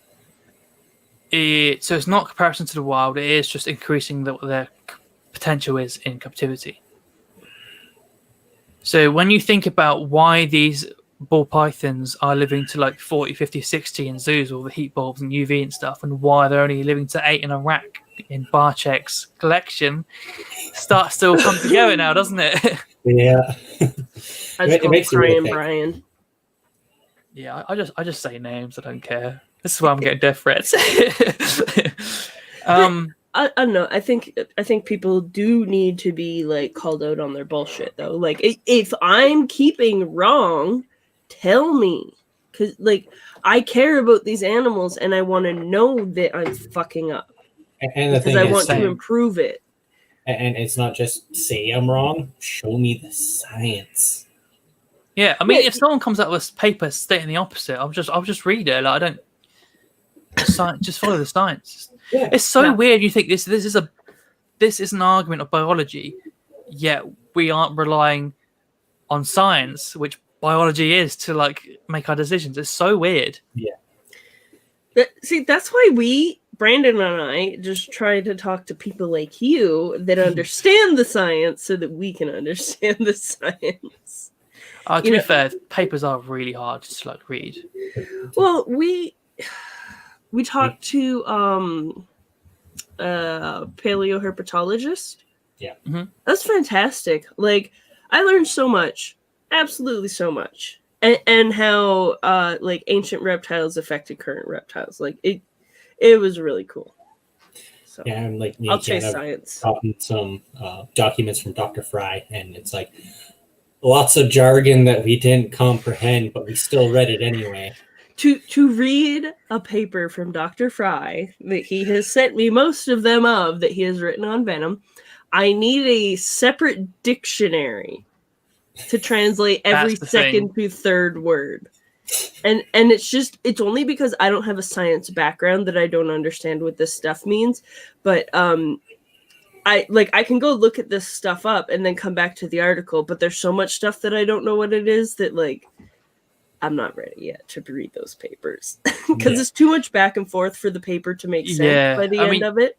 You do have to have been like properly trained on how to like do it properly to know what's going on. And it's kind of an unfair advantage, isn't it, really, to the average keeper? If Google could just create a science translator, that would be fantastic. Or YouTube.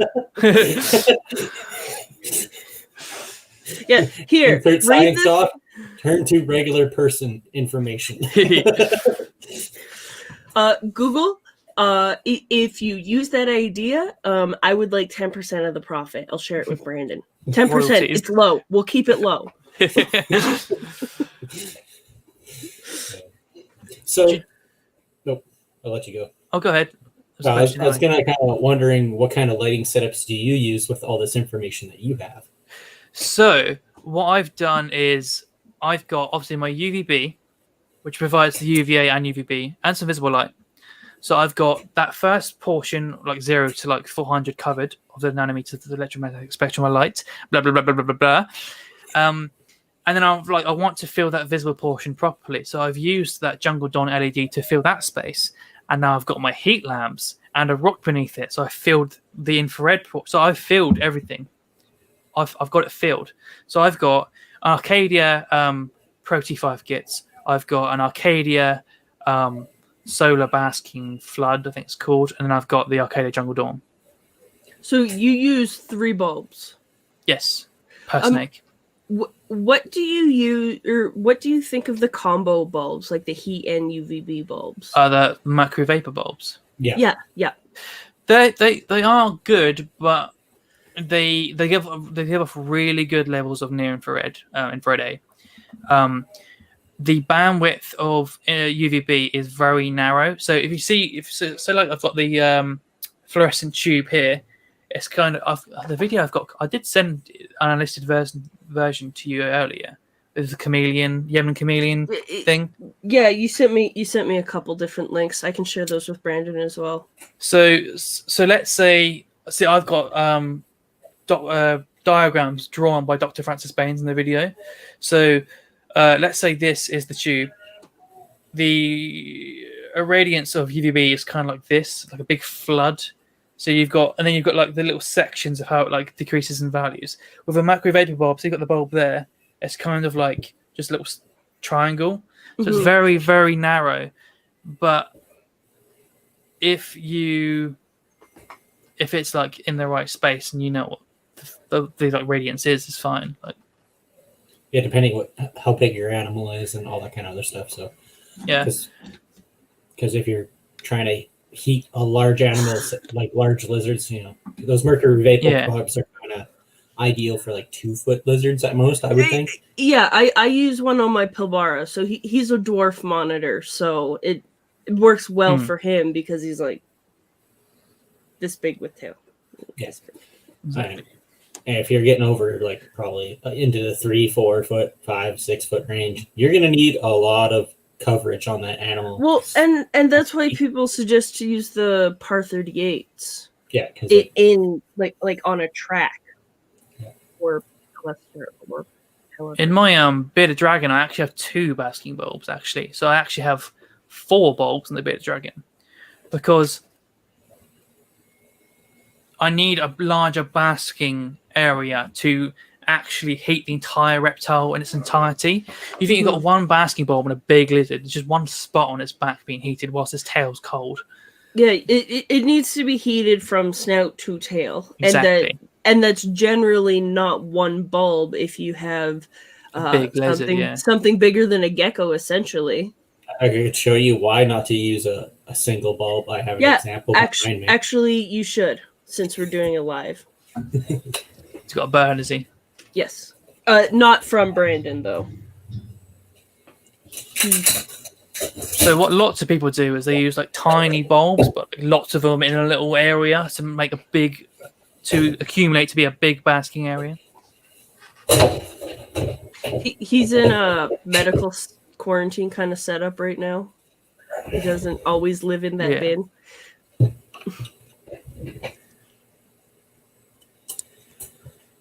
So I have Falcor, my Argentine black and white Tegu. He is a rescue. I have not owned him his whole life. Will you cooperate? You're his fifth owner, aren't you? Something like that.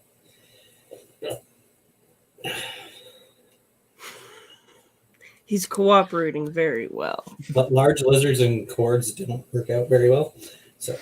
But yes, I'm like his fifth owner. As you can see, all these white spots are scars from somebody using a single light. Some of them are healing it really nice. You can see some of them kind of have coloration and scales back. But yeah, that's from using a single light. Somebody had a single light source on him, causing hot spots because he'd curl up and then he'd burn. So I have 3 lights along with a UV bulb and to evenly heat him so his entire body. And your basking platform is huge too, so he can like totally like spread out and pancake. Yeah, like I mentioned earlier, it's 2 feet by 45 inches, so it fits his entire body because it's the whole length of my one side of my enclosure. So I'm trying. That's what people like need to know as well. That all your LEDs and all your heat and all your UVB needs to be at the same side of the enclosure. So literally the heat gradient, the light gradient, the UVB gradient all matches. Yeah. So in the wild, like if you go into shade, obviously like or drops, you go into sun, it always heightens. Like you want a gradient from one side to the other, all matching each other. Also, when your animal basking, it's going to get UVB as well. Yeah, and that's not his enclosure. That's just his. I went over. Sterilized setup because he cut his tail open. So I didn't want to take out a ton of dirt out of his big 8-foot enclosure. So for the time being, he's just in there until it heals up enough so it doesn't get infected. And that's also another thing people should think about if you're having large setups like that. What are you going to do if the animal needs to be kept in a sterilized setup because your vet said, this is what we need to do to prevent infection? Oh, and I think it's ironic. Like, Falcor has seen a vet more than most dogs. I think he's seen a vet more than I've seen the doctor in my whole life. But, you know, that's what it's taken to get him better. And you and I were talking about his burns a couple days ago, and obviously, yes, it's healed from the top, no problem. Brandon froze. I froze. Okay, it's healed from the top, no problem, but it's still healing internally, and because reptiles' metabolisms are so much slower, they heal slower than us as well. And that's also another benefit of near infrared. It actually has healing properties, so the reptiles actually heal faster under a heat bulb than a heat mat. Yeah, and last year he had to go for tail surgery because I'm not sure exactly what he did to his tail, but it started to necrotize on the inside, and he had to get his tail cut off. So he grew it back. Yeah, he went for tail surgery, and it grew back because Taggies grow their tails back in adults. Because I found some studies where they didn't, as after like the age of 3. But it's cool. He grew his tail back. Maybe it's like what happens when you keep an animal optimally and it's not under constant stress and predation fear. That's interesting we say that, like the conditions that you keep an animal in affects their health. Do you know, isn't it interesting how all the respiratory issues and mouth rot and stuff is mostly comes from rack systems. I didn't know that. If you give the most mouth rot like experience I have is like mostly with bearded dragons. oh really? That's most commonly what I see get posted is people with bearded dragons with mouth rot, or I'd say any agomid actually is more commonly what I see people saying that they have mouth rot with, and that's just my own personal observation. There's no science or anything like that behind it. Maybe it's because they have like those solid bar teeth, so it's more noticeable. Yeah, potentially. I'm not sure. I mean, when I worked in a reptile shop, literally every time someone asked, it was literally like their ball python in a rack or a tub. The interesting thing is, this is anecdotal. This isn't like there's no papers on this, but when you put a snake with a respiratory infection under UVB, like people have reported, like clearing up like that. Yeah, it's very interesting, and also, crap, I just lost what my train of thought was. Whatever, I'll jump in. And Jasmine says mouth rot I see mostly in water dragons and Leo. So like water dragons is I would also throw in that agomid group. I could be wrong. Got my train of thought back. I was listening to some other podcasts, and some people think that a lot of respiratory infections is due to lack of humidity, kind of like in humans, where it gets hard for us to breathe because there's not enough humidity in the air. That's because the mucus in your airways, because the air isn't like humid, it dries up, and that's what's protecting you from the pathogens entering your mucosa. So you lose that barrier of protection because you're losing that humidity. Yeah. So yeah, it's because the animal's not hydrated enough and there's not enough moisture. And people usually, when they think of humidity and hydration, they think of soaking the animal, but maybe it's because they're not drinking enough. So maybe you're not changing your water enough. It's just also like if the water's not clean, then it's bacterial infections. Yeah. As soon as they're under UVB heat flow, airflow, way better. See, this is actually... Sorry. We'll start at the beginning for everyone else. Yeah. Malpolan I always have respiratory infection, mouth rot, and swollen glands due to tub keeping previously. Ashley also says she's never medicated a species so often. And as soon as they are under UVB heat airflow, they are way better. Ashley is I would consider her one of the more or most advanced keepers in the entire country. So, that posts publicly. Yeah. Posts publicly. Ashley she keeps her animals in phenomenal enclosures, absolutely beautiful and stunning. Yeah, she's not all about how many animals she can keep. She's all about how well she can keep them. Yeah, exactly how I think. All her enclosures are a little piece of nature in a box, and they're all stunning. If I could have Ashley come here, build enclosures for me, and send her back home, I would. Well, she doesn't build an enclosure. She just outfits the interior. Well, but that's what I mean. Like, I'll have the enclosure. She makes it pretty, and she also imports the animal for me, because Ashley imports all my animals for me.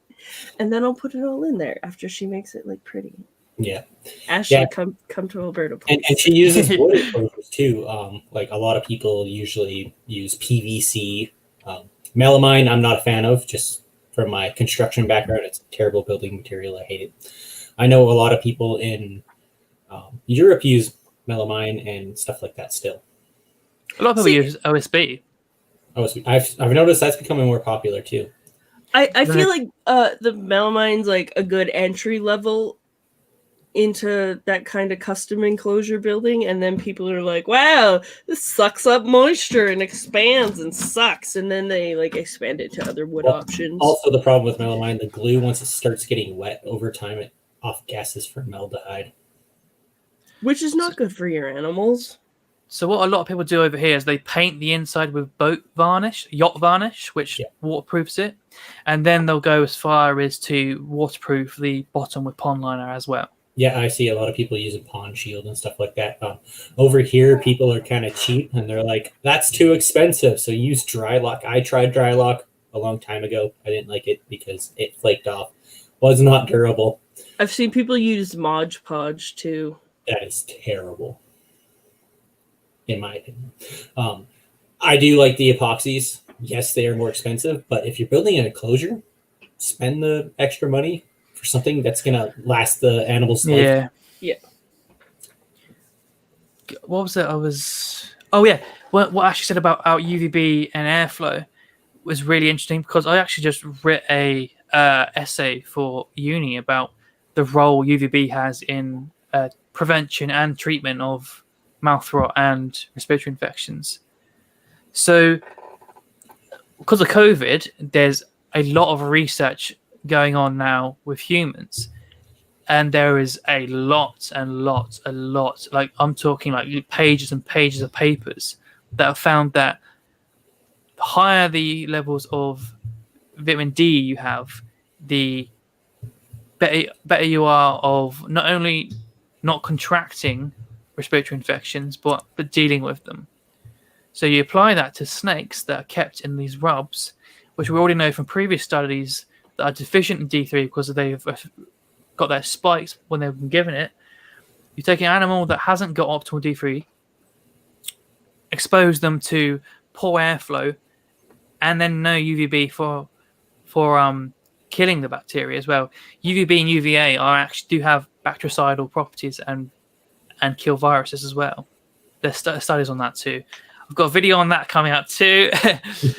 But so the UVB puts the animal in a way better position to not only not get a respiratory infection, because it's cleaning the surface of their skin and stuff by killing bacteria and stuff. It's also putting their immune system in like the best possible scenario they can be in to even deal with it in the first place. And the fact that they actually do better at fighting it off when they have a high level of vitamin D as well. I'm not saying this replaces like vet advice or like antibiotics or anything, but it's only going to be a benefit. Like, yeah, in it's helping going treat to help. something.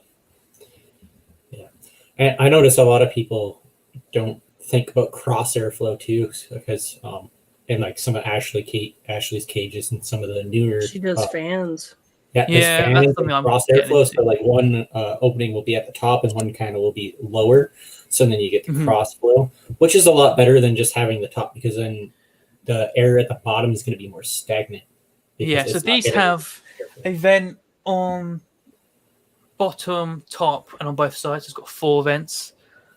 And then I've got one on the other side, but you can't see that. In my big Tegu enclosure, I have like an 8-inch fan that pushes air from the bottom and then pushes it up, so it kind of circulates. Yeah, in that big 6x4 in my living room, 4 feet high, not wide, thick, whatever.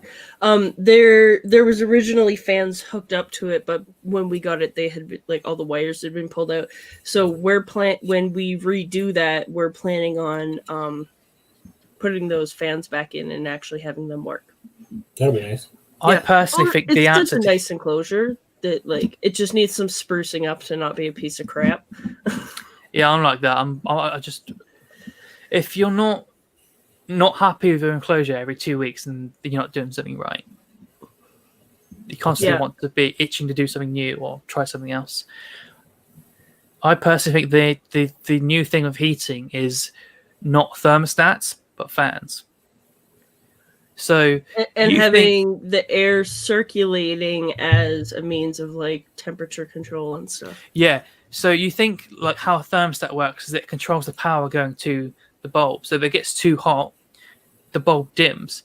Now that actually, one, reduces the amount of visible light the bulb goes off. And reptiles associate heat and light with basking opportunities. So there's massive, got a video on that as well. There's a massive part of them that needs that bright light to associate with basking. Yeah. So you lose that when it dims. And also the output of infrared is also reduced when it dims as well. So the answer probably is to have fans that suck out that hot air at the basking spot, which keeps the basking bulb running at maximum, but it's also sucking out that excess hot air. Yeah. When you think about it, in nature, like if you're at the beach, it's windy, but you're hot anyway because the radiation is hitting you. Yeah, and then if it's not windy, it's a lot hotter because the air's not cooling Yeah. it down. Pulls it. Yeah, exactly. Ashley says, funny, that's what I do with 2 of my enclosures. I have a cooling thermostat set up on them. So after X temp is reached, they turn on, one pulls air in, one out. I think that is how it should be in the future. You think that that air is just infrared C. So if your closure just gets in the summer, I have this issue because I haven't done this yet. But when it gets hot, the temperature in my room exceeds the basking temperature of my reptiles. Yeah. Apart from the bearded dragon, of course. But so the bulbs just turn off. So now these animals for the entire summer don't have access to infrared A. They only have that infrared C, like equivalent of like a heat mat. Yeah. So they aren't having this like super optimal type of heating. So the way to get around that is to suck that excess hot air out with the fans, so the bulb actually like ramps up and turns on again. Yeah, that's what I'm planning to do for my snake room in the summertime and wintertime too, because it gets really dry, hot and dry here. So when my furnace is going, when it's minus 30, my snake room gets pretty hot. So I want to be able to suck all that hot air out and keep it kind of more controlled, but at the same time, while it's not controlled to 100%, but we also don't want to cook our animals in our rooms. I find it funny the way people, unless your room gets really, really cold, I find it weird how people try and heat the entire room to like hot temperatures, when the way I see it is keep the room like cooler, and then the bulbs work to individually heat the enclosures to that animal's preferred temperature. Yep. That's what I like to do. I don't like to keep my room hot. I like to keep my room cool. See, I tried ambient temperature in this room because it's like mostly hotter species in here.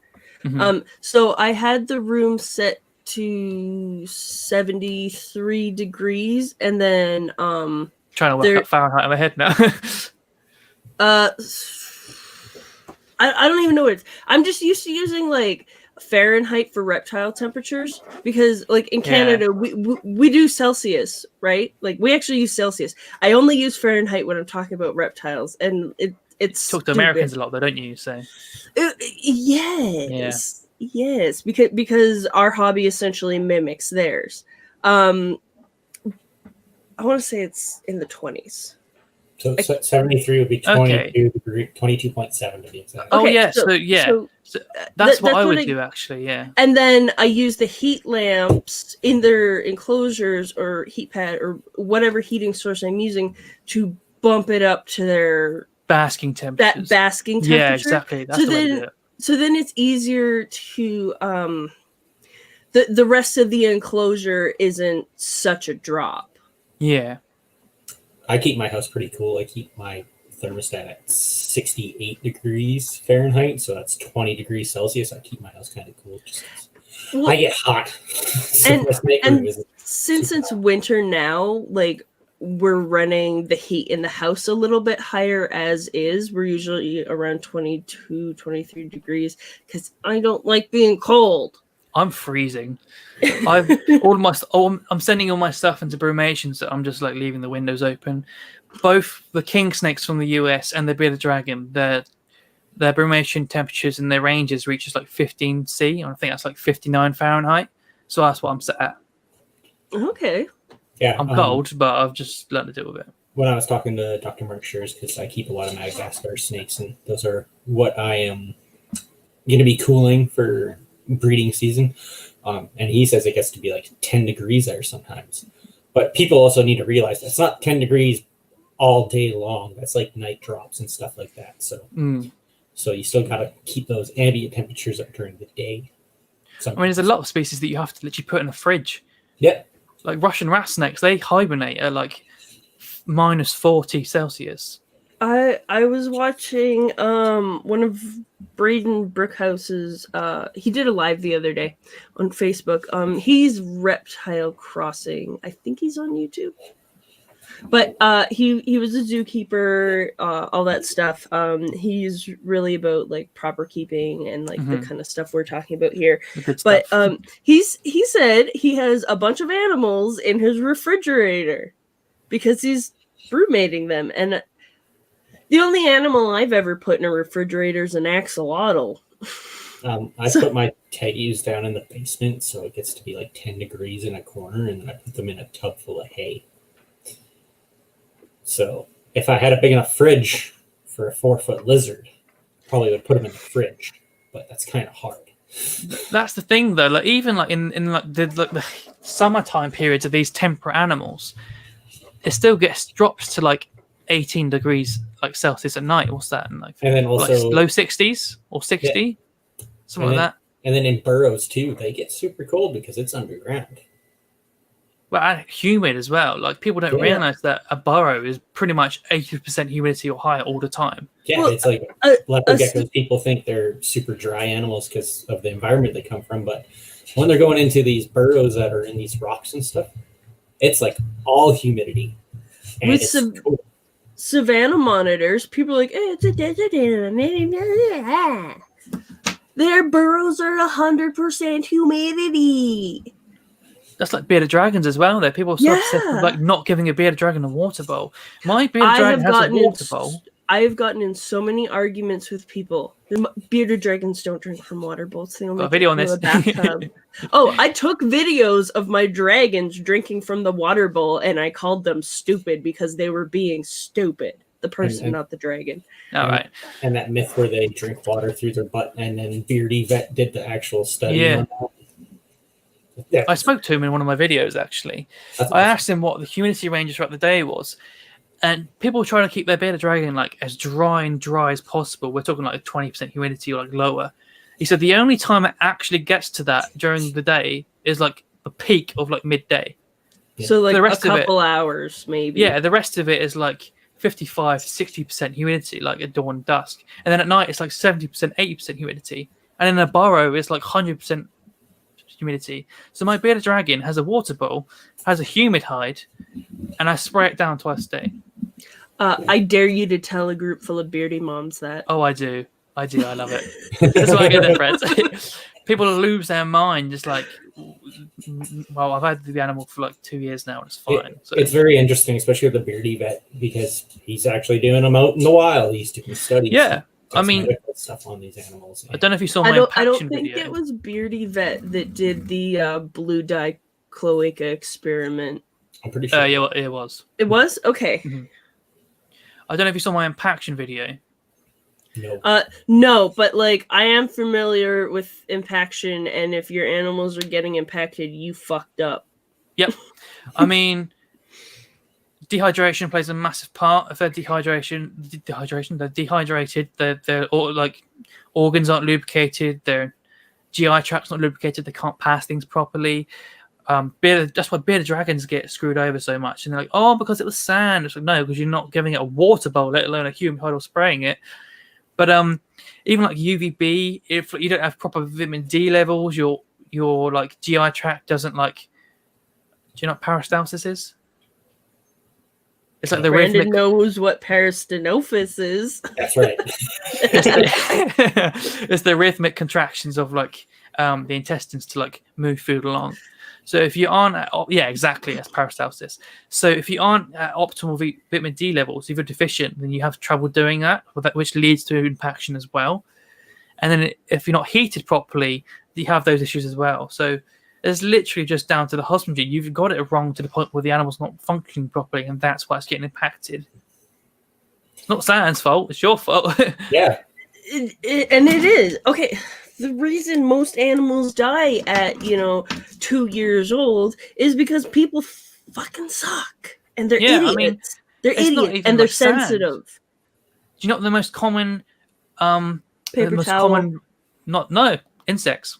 Insect exoskeletons, because of how dehydrated and deficient and everything they are. Interesting. I never would have guessed that. I assumed it would be something like man-made.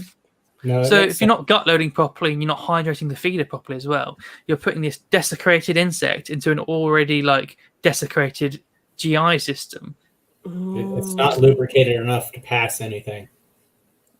But what do we know? It's only science. Yeah. It's like not putting oil in your engine and expecting it to run. Well, and that's part of the reason you're supposed to gut load your feeders. Mm-hmm. And hydrate. And you should probably gut load them for more than 24 hours. You should probably just take care of the bugs like they were your pets until you feed them off.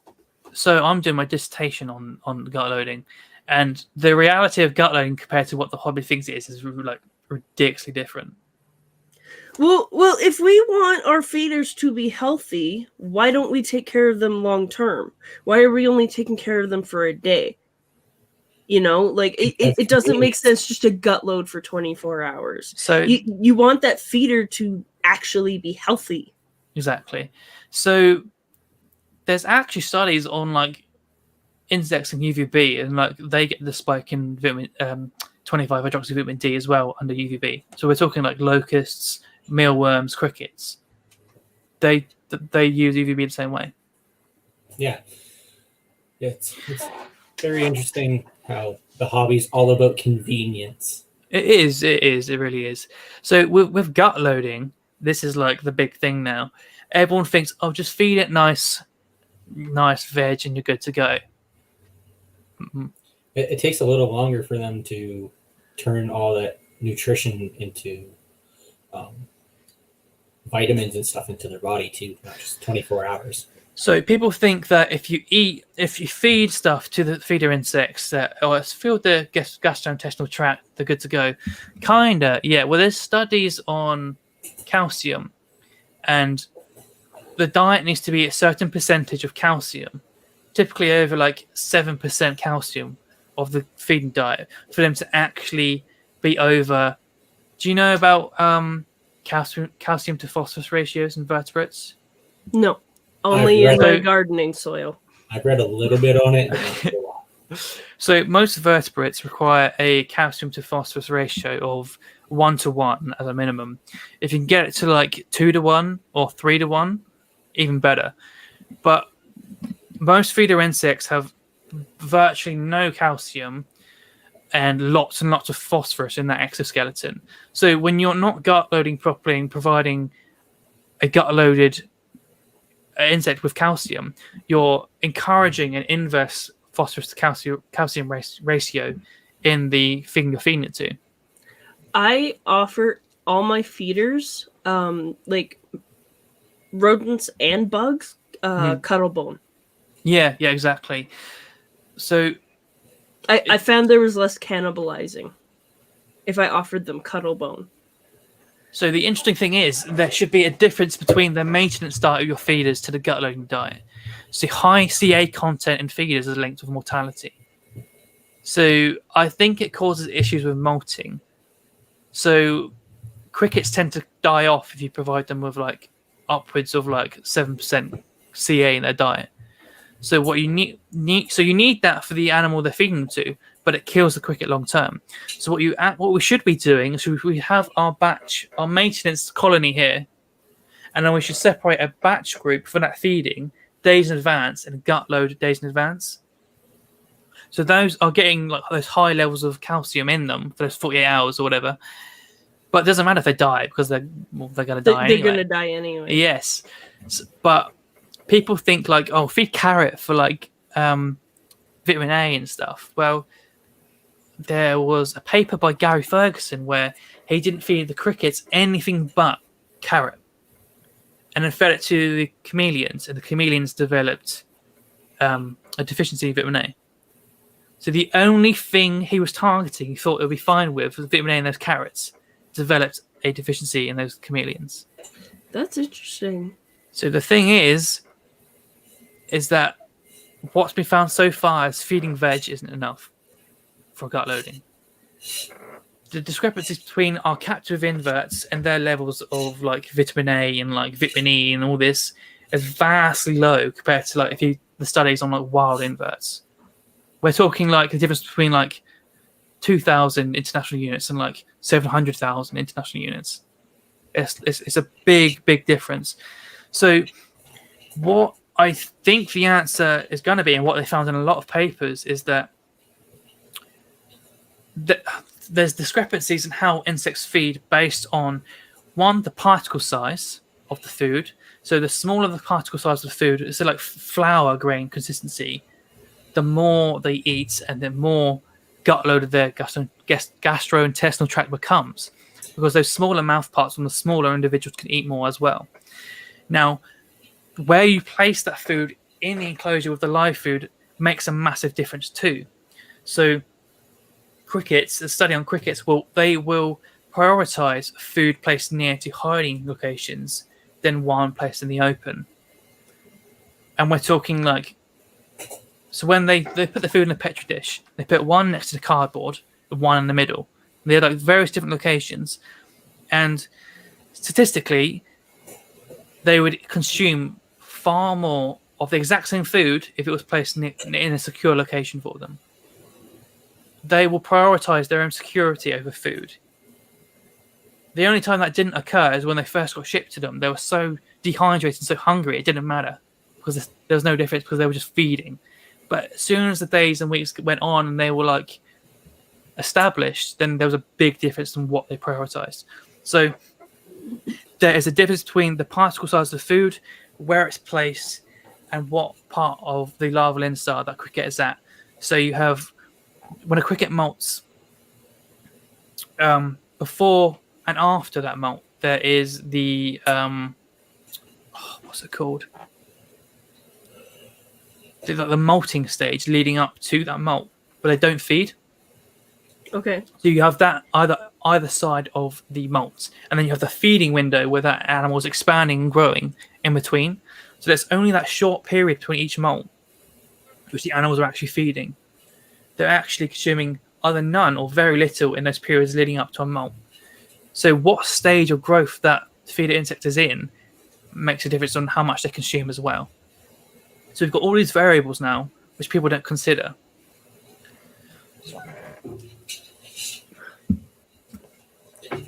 Throat's going dry. So that's why I had the biggest cup in existence. I ran coffee, so even different vitamins, like people think, oh, just gut loading is in the gut and then they feed it. Well, it's not. Vitamin E has been shown that it accumulates in the actual tissue of the insect over time. So there was a study by, I think it was Dr. Fink, I think his name was. And after 20 days of feeding high vitamin A diets, he starved the insect for 48 hours. And then when tested, nutrition analysis, the levels of vitamin E were high. So it wasn't about what was in the gut at that time, because he starved for 48 hours. It showed that it was accumulating. So we should actually be prioritizing the diet throughout the maintenance phase the entire time, because it just accumulates. So when people think it's just in the gut, it's not. Well, yeah, and they need to process all these nutrition in order to get it throughout their whole body. So it makes sense for all feeders, not just insect feeders, that we feed them the right diet from the get-go. So feeders are pretty much good to go in everything apart from calcium, vitamin A, vitamin E, and omega-3. So those are the things that you really want to like focus on with gut loading. God, my throat is like caught. My eyes are watering. It's because we've had you talking for 2 hours. Yeah. I should be used to it, really. That's what I do. I kind of got a question about your YouTube videos. Most of them are kind of like 15, 20 minutes. Mm-hmm. How long does it usually take for you to edit and do the voiceovers? Because that can take a long time. So did you see that I made a video on why are morphs unethical? I started watching that and I did not finish before we... That took me 2 months. Holy. Wow. So each of these videos is a fairly long-term project for you. Yeah, I mean, the script is pretty much like 3,000 words a video standard. So I do put a lot of effort into it. But you do a really great job with them, though. And you back up everything that you're saying with actual documentation, which I think is something severely lacking. in our community, it's especially on the YouTube community. It's I crossing think- over the academia side with the herpetoculture Yes, yeah. side, and that is absolutely important because we're lacking a lot of that information. It's one thing to argue with someone on Facebook and then like provide citations. People are like, what is all this jumbled words in like a reference format? They don't understand. They're not going to go to the study and like actually read it to see what you mean. They're just going to be like rah, rah, rah, emotional response, blah blah blah. But in a video, I can show the actual study and like almost spoon feed the actual information without you having to actually read the study. And plus most of it's blocked behind a paywall. Yeah, I think that's a lot of the problem with people is, here's the scientific paper. Well, I don't understand it, so you're wrong. Yeah. People, I've had some arguments where they can't understand your logic, so that they just can't understand your point, so therefore you're wrong. Yeah. And that seems to be majority of the problem with husbandry and keeping animals in general. It's not necessarily just reptiles. Yeah, pretty much. Well, we always have to be improving and advancing, otherwise we just go stagnant. So, and then if we go stagnant, the animal rights activist or the animal rights terrorist, as Jay calls them, then they win. Yes, and So- I think that's the way the hobby's going, to be fair. I do as well, because we can't seem to get our poop in a group and not unionize but unite. But a lot of the time, the only time people want to get their poop in the group is to line their own pockets at an expo. So the way I see things is that we have a lot of shit in this hobby. I mean, it looks bad and it is bad. Yep. And it's not just animal rights people just whining, but oh, look at that poor snake in an enclosure. It's actual people writing studies now. There's studies like out there, like talking about how ball pythons, their welfare's not being met in Iraq. And so when they're actually going at you with science, and then we can't even freaking get our heads around science that we're keeping, like there's no way of defending ourselves. Yeah. But I think interactions like this, the more mainstream stuff like this gets, the better we're going to look. It's like, oh wow, not everyone's a fucking idiot, and there are people that are trying to do better. Yeah, I mean, like even if we forget the science, what looks worse? I don't know if you've seen what my enclosures look like. The lights are off now anyway. But what looks worse? A big enclosure, elaborate lighting, loads of like cork bark, live plants, like big water bowl, different soil types, and then a snake in a tub. Yeah. Which one looks like cruelty to the layman? The tub, obviously, and It's just like keeping dogs in cages and just tossing in a water bowl and forgetting about them. Yeah, I mean, Brandon said water bowl. That just reminded me of something kind of sciencey I wanted to ask you. I'm seeing more and more people suggesting putting pennies from previous to 1982, 83. Or copper in general. Or copper, like copper pipes or whatever, into water bowls because it kills off the bacteria. Mhm. What's your opinion? I haven't actually researched in that any detail to have an opinion, but what I would say is, why do you need to do that if you're changing waters and cleaning bowls every day anyway? Which also makes sense to me. But yeah, if you need to do that, you need to start changing waters. Like, quit trying to find hacks for being lazy. Yeah. I mean, I see heat tape as kind of being lazy anyway. Just stick it onto the bottom and you're done. Like, yeah. There's a lot of convenience things. I know, like some of the things that I say people don't like, but like with morphs, I'm not really a fan of morphs.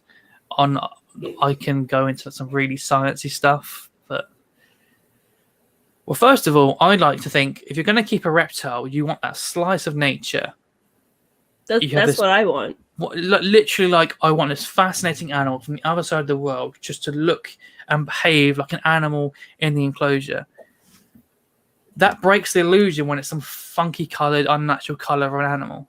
That's just an opinion. That's not science-based. But on top of that, the practice to actually get these recessive genes, like say you want an albino, that's recessive, isn't it?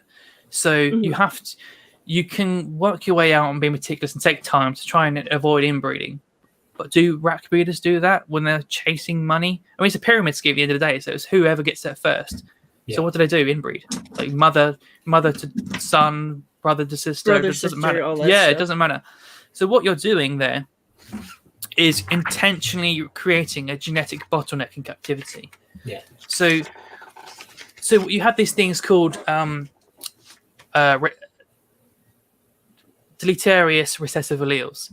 So these can code for anything from like poor metabolism to like an eye not being there when you're born to like skin problem. It could be anything.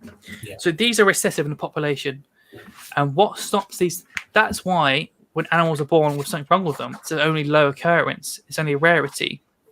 Because they're recessive, the heterozygosity of the general population masks that and stops that being from expressed. Yeah. Now, when you're inbreeding and trying to make everything homozygous recessive, you're also allowing these recessive deleterious alleles to come out, as well as the phenotype you're looking for. Yeah. So not only are we not looking after the health of the animals by intentionally inbreeding, but you're actually screwing up the entire population we have in captivity. Yeah. When we talked to Travis, he's a geneticist, we did discuss over some of this and how sometimes it does occur. Comes out in 2 weeks, everybody. It does occur in the wild, and over time they evolve to overcome that naturally, but it doesn't happen in 10 years. It takes like a long time, way long. Yeah, you're cramming a process that takes like years and years and years into like what? Yeah, hundreds of years. As soon as it's big enough to breed. Like yeah. So it just doesn't make sense. Did he talk about MHC diversity? I don't think so. So MHC stands for major histobacter. Hang on one sec. Bunch of big words. Yeah, that's something. I'm going to say it properly. It's going to bother me. Major histocompatibility complex. You can imagine how many times I tried to say that word the first time I made the video. Does anybody want to try to say that 10 times fast? That has a major role in the immune system. So diversity allows you to adapt to different pathogens as they come into you. When you become more and more homozygous as a population, you lose that diversity in MHC diversity. So the general population is becoming more and more weaker as it goes on. And that's why when they say people inbreed, they have poor immune systems.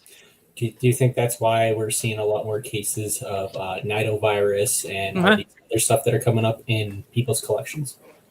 But also because they're not using UV as well to like help deal with that and to fit, like just the husbandry associated with morphs in general. Yeah, I mean, people can breed like morphs with UVB and everything in a big enclosure. That's fine, but for the vast majority, it's racks, isn't it? Because it's the money game. Yeah, because all the issues kind of just stack on top of each other. Yeah. So now you've got this population that has weak immune systems. I've got recessive deleterious alleles popping out all over the place. Our main argument for why we should be able to keep reptiles in captivity is the invisible arc concept. We're conserving captive bred populations as a safeguard for the wild animals. I want to cough again. But we can't put these captive bred populations into the wild because it'll just die. Well, how can we say we're safeguarding a species when we're literally fucking them up? Yeah, literally. And like the zoological field, they have lots of protocols in order to stick certain species out in the wild. It's not just we're gonna take this small group of animals, inbreed it, and then stick it in the wild. That's not what they do. The University of Texas or something like that just released a whole bunch of mountain shorthorned lizards, thorny devils, something in that family. The little spiky blood shooters. Yeah, I think it was like tornadoes. Yeah, the university released a whole bunch back into the wild, and I thought that was a really awesome thing to do. But there's safeguards in place for them to do that properly instead of a whole bunch of like technically genetically modified little like mutant lizards. Yeah, and they're not taking animals from that population with the same genetics and everything, so they're broadening the biodiversity so the species has a better chance of surviving. Yeah, and if you zoos have stud books, so that they're not inbreeding; they're trying to outbreed as much as possible. So you get like a zoo in the UK have to send an animal to a zoo in Germany because that is the most different genetically different animal to that one. I mean, there's studies in like horses that say like in horses, the more likely the horse is to become pregnant, the more different the MHC is from the male and the female horse. Like even like animals that like select, that's the issue we're having in captivity. We're just shoving a male and a female and mating them. There is no mate selection in captivity. Yeah. So there's no pheromones, and we're going to pick. That's why there's studies that say women prefer. There's a study that like they let women smell the armpits of a man blindfolded, and they would pick the one they like the smell of. And when they showed them all the men, it was also the one they found most attractive when they saw the person. And what it is, you can smell the pheromones from the guy's armpit. Well, that's why you think your partner smells good. Yeah, because the most attractive person to you is the one that has the most different MHC to you. Because you want healthy offspring. They stand out as the one you want to reproduce and make those nice, strong offspring with. So it happens to us, and it happens to reptiles too. You smell good. Does Vanessa smell good? Do you smell her? Depends what day of the week it is. So there's so much that goes into this, and you think what we're doing as a hobby in general, just inbreeding everything. And I mean, even like I criticize morphs because that is like the most apparent thing we're doing with inbreeding. But you think like albinos, melanin is a thing that protects you, is your protection from UV. So it's also the way that you use UVB and your protection against it to not get cancer and burns and stuff. So you're stripping away the melanism from this animal, but it still has the same UVB needs as the one that's not albino. So it's got a need to do something, but it's got no protection against that thing that it needs to do. So you've screwed the animal up. But albinos do happen in the wild. They do, yeah, but that's why they're not common. They typically don't live as long. The alleles that are most successful for the species are the ones that end up being the most common because they get passed on by healthy, fit individuals. And sometimes the different ones do adapt, and then they are able to survive. Yeah, I mean, I'm not saying all morphs are bad. I'm saying, like, if you've got a dominant morph and that phenotype doesn't affect the way the animal can use UVB and like use its environment, then there's nothing wrong with it because it's dominant, because you can outbreed that. Yeah. But it's when it's like recessive and then it stops them being able to use UVB. It's just wrong. So how do those naturally occurring albinos in the wild kind of fare? Well, does it just suck and be bright yellow and white? Well, you stand up to predators and you're susceptible to like, you know, albino people, they have to go around wearing like sunglasses all the time because even like moderate amounts of light just hurts. Mystigma? It just hurts your eyes. Imagine what that feels like to a reptile. I think it's called mystigma. Mystigma. Something like that. I follow an albino, and he teaches us these things because there we go. He's legally blind. He can see, but he's technically blind, and he's allergic to bright light. Is the way he's explained it, and his eyes always go like this. Yeah. Sorry, what were you gonna say? kind of like coughed, and I was going to say something at the same time. So, Oh, okay. But yeah, he was just explaining how like there was one time they got pulled over, and you know how the cop shines their flashlight in your face when they pull you over. Ooh. So he covered his face with his hands, so because it blinded him and caused severe physical pain for him. So the cops drew their guns because they thought he was like reaching for a weapon or being combative or whatever, and the person he was with had to like, no, you guys are idiots, he's like, he's blind, he's an albino, like, you're physically hurting him, like, you know. So I could only imagine how it is for those animals. And you see people in the hobby saying that albinos and stuff are sensitive to light, so you know you want to keep them in not as bright conditions. So what I would still provide them UVB. But this is where cryptic basking comes in. Yeah, like you said about how they stick a leg out. Yeah. So what they'll do, they'll be in a position where their eyes are maybe are covered, but they'll but their tail or their leg is still hanging out. Very, very low amounts of UVB, so they're still benefiting from it. They just maybe won't bask at the amount they probably would do if they weren't albino. Yeah, it's just going to be an adaptation to what their body needs. Yeah. Can withstand. And that's why providing a gradient, like, you provide them the choice and they get on with it. Like, there's so much just... I've never had an issue with an animal not feeding. I've never had, like, bacterial infections. I've never had, like, respiratory issues. Like, it's because I've got all the bulbs and, you know, like...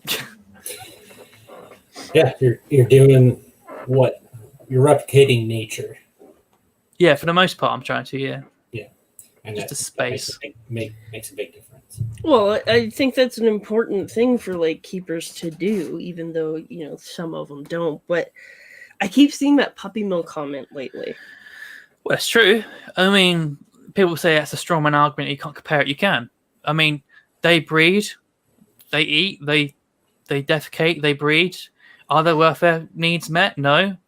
That literally is the same situation as the rat snakes. They eat, feed, they breed. Yeah, they're healthy. So I think the only like real argument like I can really see is they're cleaned more than puppy mills. Yeah. Okay. Let's say industrial food production, like chickens or like cows or something. They're sprayed with disinfectant all the time and stuff. Like, it's so industrialized. Same situation. Welfare needs aren't being met. They're eating, breeding, growing. Like, you can't really stop something from like doing its base functions unless you're like really fucking up. Yeah, but, I mean, the people's argument against providing better care is the animal didn't die with what I'm doing, so therefore it's right. It's just like, okay then. It's like cohabitating animals that are known for like cannibalism and stuff like that. Well, I've done it for this long, and I haven't had an issue. My king snake's never eaten my corn snake that lives with it. God. I actually feed corn snakes to my king snakes. The only snakes my king snake has eaten was some ball pythons that didn't they hatched out deformed. So right. I've only fed like frozen thawed that I got from my reptile shop.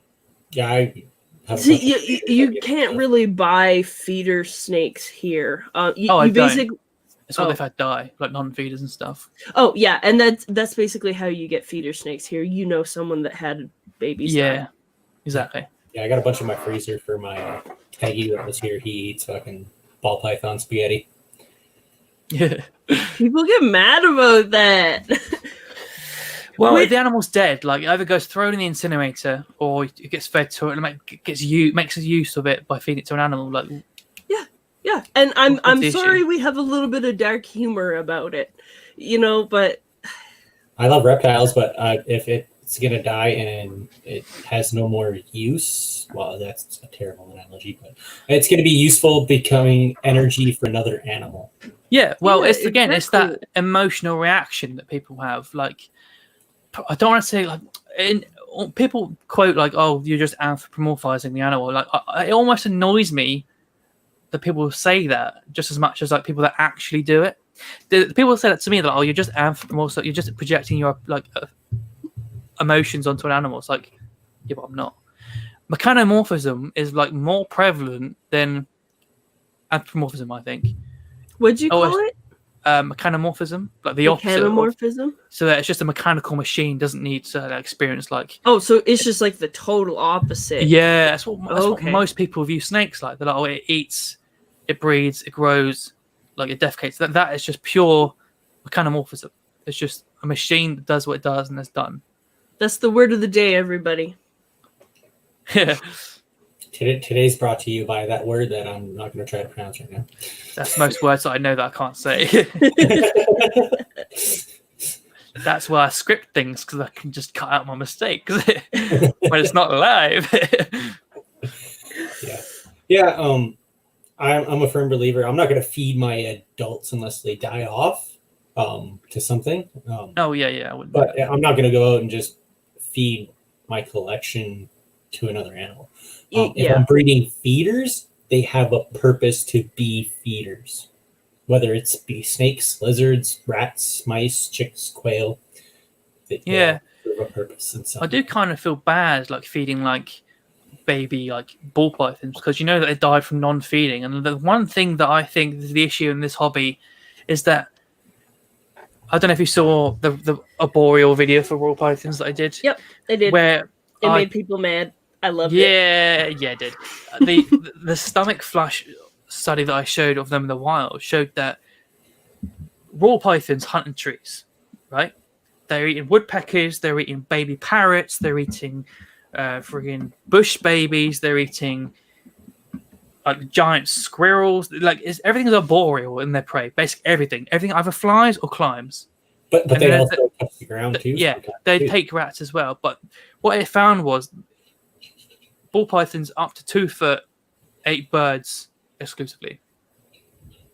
Nothing but birds.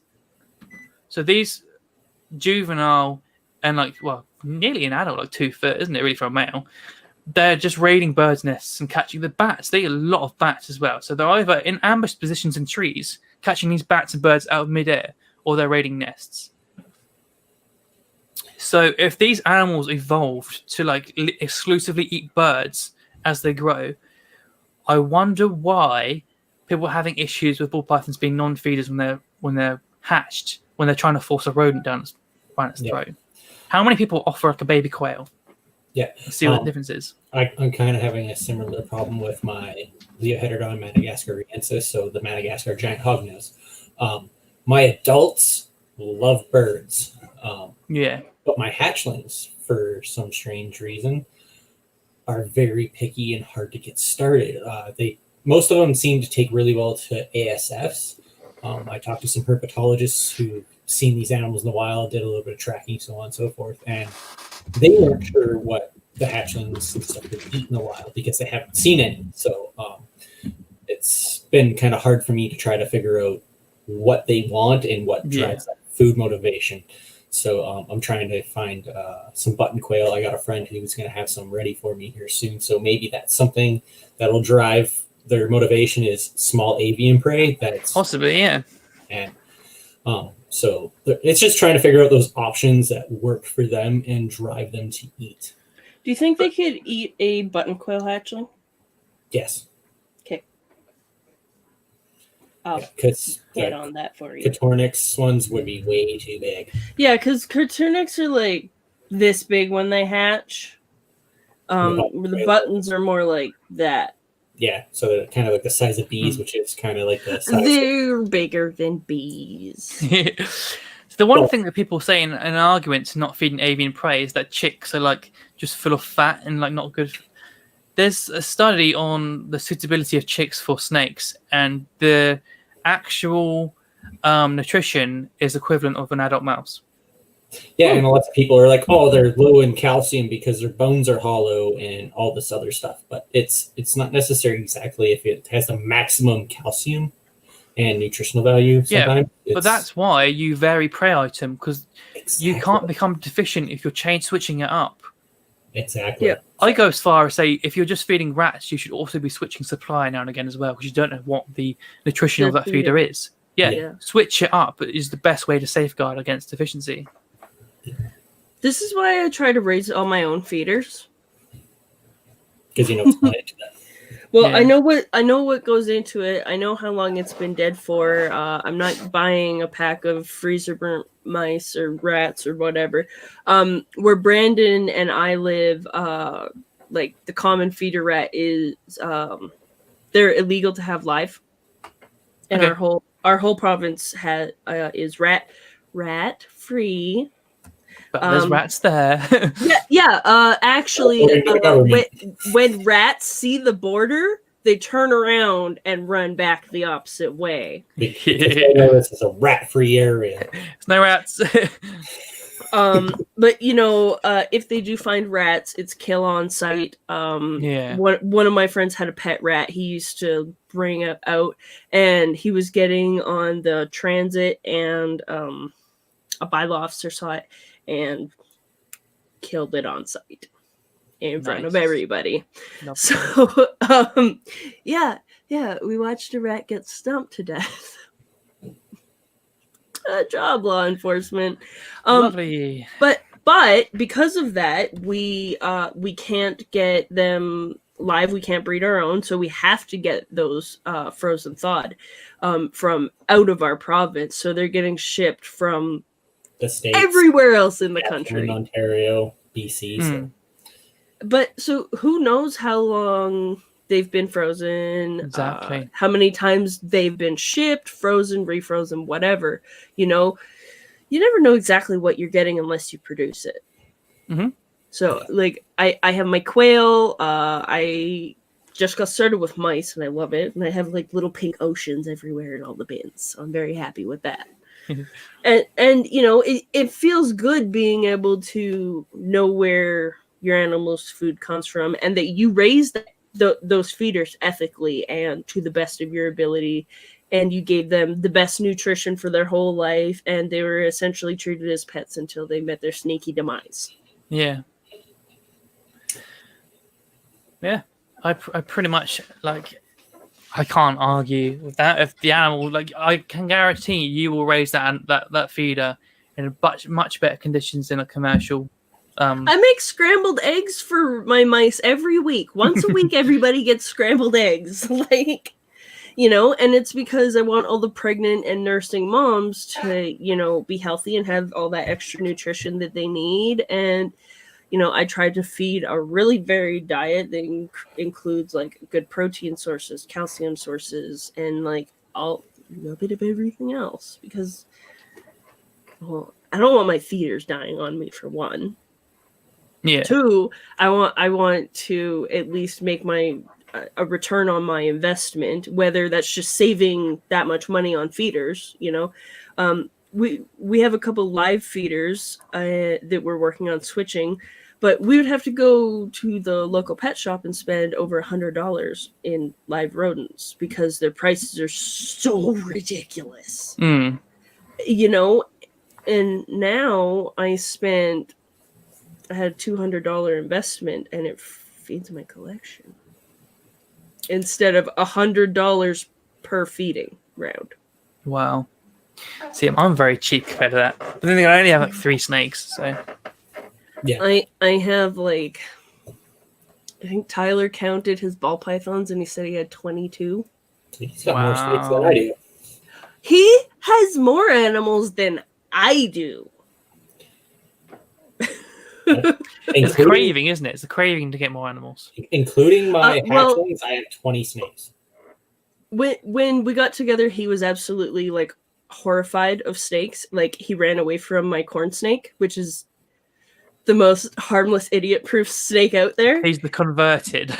Yeah, well, once he saw a ball python, and he was just like, okay, this is what's for me. They don't move much. They don't really strike at them. They're easy to deal with. We were moving the king snake to the new enclosure. I was like, just go grab it. He's like, you grab it. He's not even very, like, he's not a crazy king snake either, like most of them. He's, like, really chill and docile. Like, I'd tell my kids to go reach in and grab him. He's so chill. But Tyler's just like, no, you can get him. Like, okay. That's one thing. I had there's a big difference between a king snake from a rack and a king snake from an enclosure. My king snake that came from an enclosure originally, good as gold, doesn't bite. I've never even been hissed at or anything. See, I had the opposite. Really?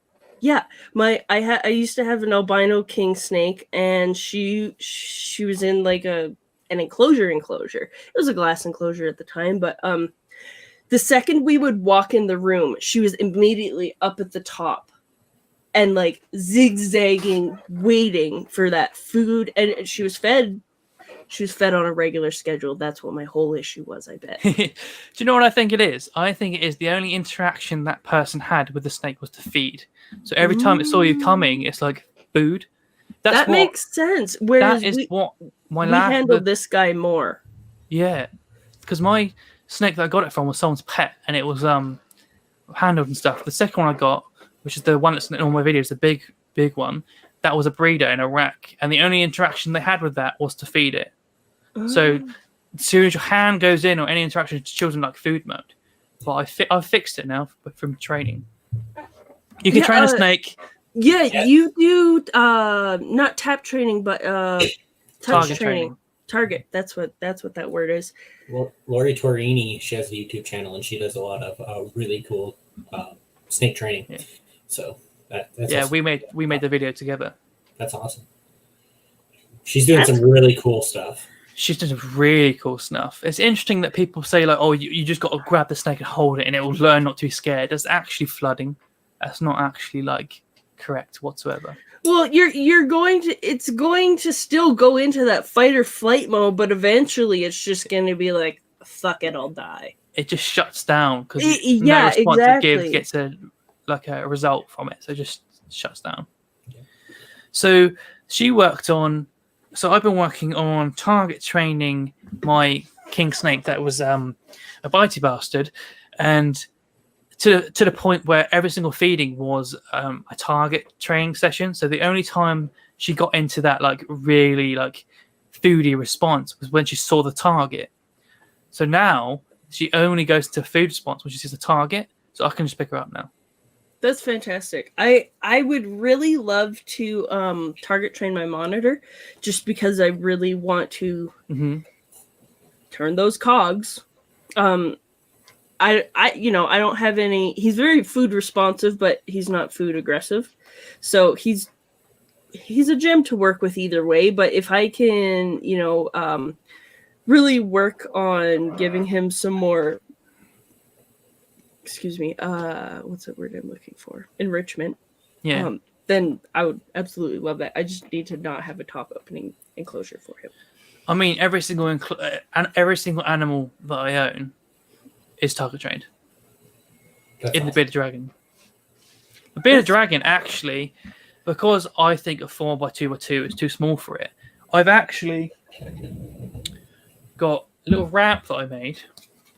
So all I did was just get a bit of OSB, put like a sliver on the bottom so it actually like grips the edge of the runners and the glass runner. And then there's a ramp in and out of the enclosure. And when she's not in brumation, she comes and goes she wants. She'll return when she wants to back again. When she wants UVB, she'll just go back in, and then she'll wander around the room. So she actually gets to to actually move. So you let her kind of free roam. Yeah. Ish. But she has complete access to UVB and stuff at her own. When I'm in the room anyway. I'll put her back when I'm like out or anything. But so I'll be like doing like essays and stuff for uni, and she'll be like just wandering about, chilling. That's really cool. Well, I don't have lizards big enough for that. I've started doing it with my snakes as well. I live in a really old farmhouse. So I have lots of tiny little crevices that they can get into, and I actually have a hole in the floor forever. But I don't let them go along the floor. So I've got my big female Mexican king snake in this one, and my smaller male in this one. What he does is that he'll come and sit at the glass with his nose pressed against the glass when he wants to come out. All I'll do is just open the glass. He'll either come out into my hand when he wants to let me hold him. I don't pick the snakes up unless they let me. But what he'll do is he'll literally come up here. My head's in the way. He'll literally have his head here. He'll come up like this. He'll go along here. He'll either like weave himself within this, and he'll go on top of the viv up here where I've got like just storage and stuff, and he'll like explore up there. And when it's done, comes back down the same way and goes back into the enclosure, and I just shut the door and he's back. So his little routine, his little yeah, walk it does he it. likes It to does go it for. pretty much every night. He might be out for like an hour or two.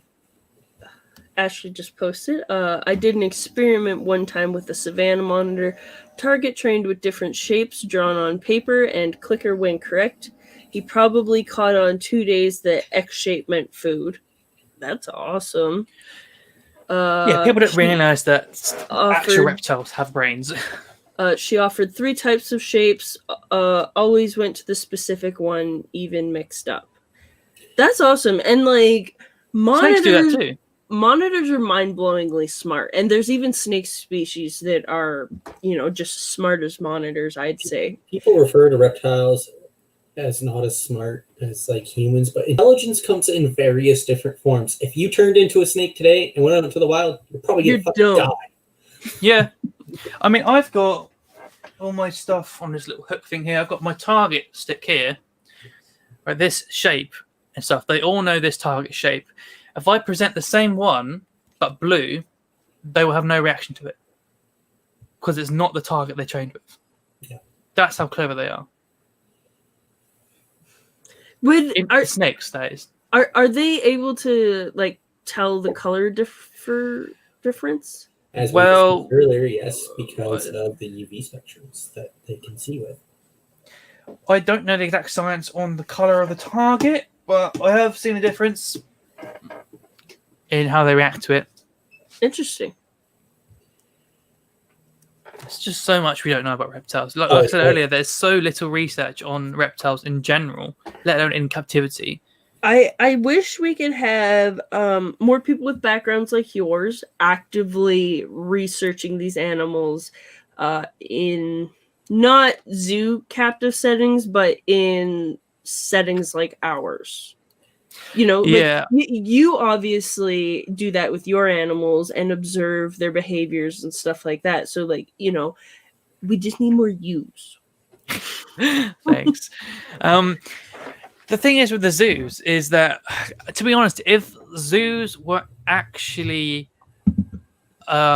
breeding reptiles and actually have stud books for like every single species, like the hobby does, well, we don't have stud books, but if they were actually keeping every single species and breeding them and doing things properly, I'd probably would be less okay with the hobby than I probably am. It's only because zoos just aren't doing breeding of reptiles. Like they're doing like Komodo dragons and things that are critically endangered that they want to do, but they don't have like a vast like loads of different species like organized and breeding. I mean, I've sold animals to zoos. Zoos, for the most part, if it's like a panther chameleon or something little, they either rescue it from like the RSPCA here or they'll buy it from shop. There's animals that have come from my bedroom that are now in a zoo because I've given them to a zoo. Yeah. That is probably why I'm more okay with the hobby than I am, because I do think there is a benefit to having these animals captive bred. The only issue to have is that we're doing such a poor job of managing their genetics and doing things properly. But it's better than nothing. Yeah. Well, see, I work with Strophorus, and they're from Australia, so we can't get any fresh bloodlines. Mm-hmm. That's the issue. So no matter what, everything's inbred at one point when it comes to Strophorus. So when I buy them, I have some from Germany. I have some from Sweden. So that's the way to do it. I'm at least trying to get them from different countries, but realistically, they're all from probably the same original stock. Yes, they are. The interesting thing is, as mutations occur, mutations occur over time, they would eventually become more and more less inbred. It's just that we have to be trying to do things outbreeding as much as we can rather than just straight up inbreeding. I mean, I saw a Boyd's forest dragon in the shop near me recently, and I actually find them so fascinating just because they're thermoconformers and not thermoregulators. I'm going to go Google this. So rather than moving towards heat, they supposedly just exist at whatever temperature it is anyway. So you don't need a basking bulb or anything. It's just those are beautiful. They are amazing. The only thing is, there's only like 3 of them in the UK or something stupid. So I just hang on. I'll show everybody what these look like. Perfect. If you do that, I'm gonna go to the loo real quick because I am at death point. Maximum capacity. Yes. If I stop camera, does that take me out or just stop the camera? It just stops the camera. Okay.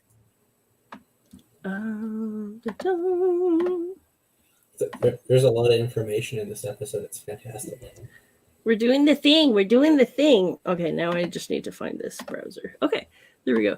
These are like beautiful animals that I have never even heard of. Look at this sucker.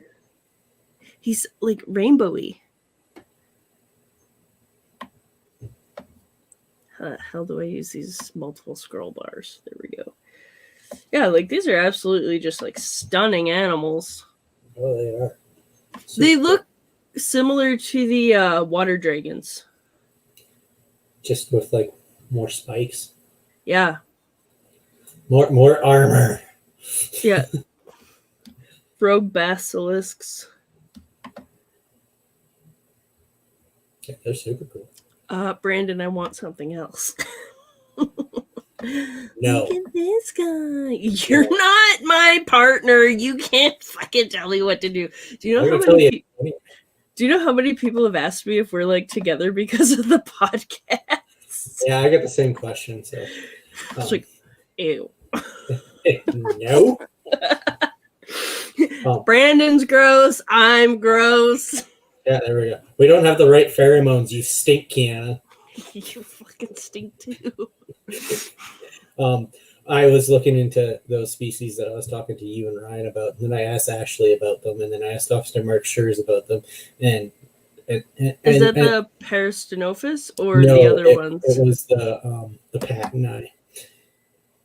The ones that, to my knowledge, are not in captivity yet.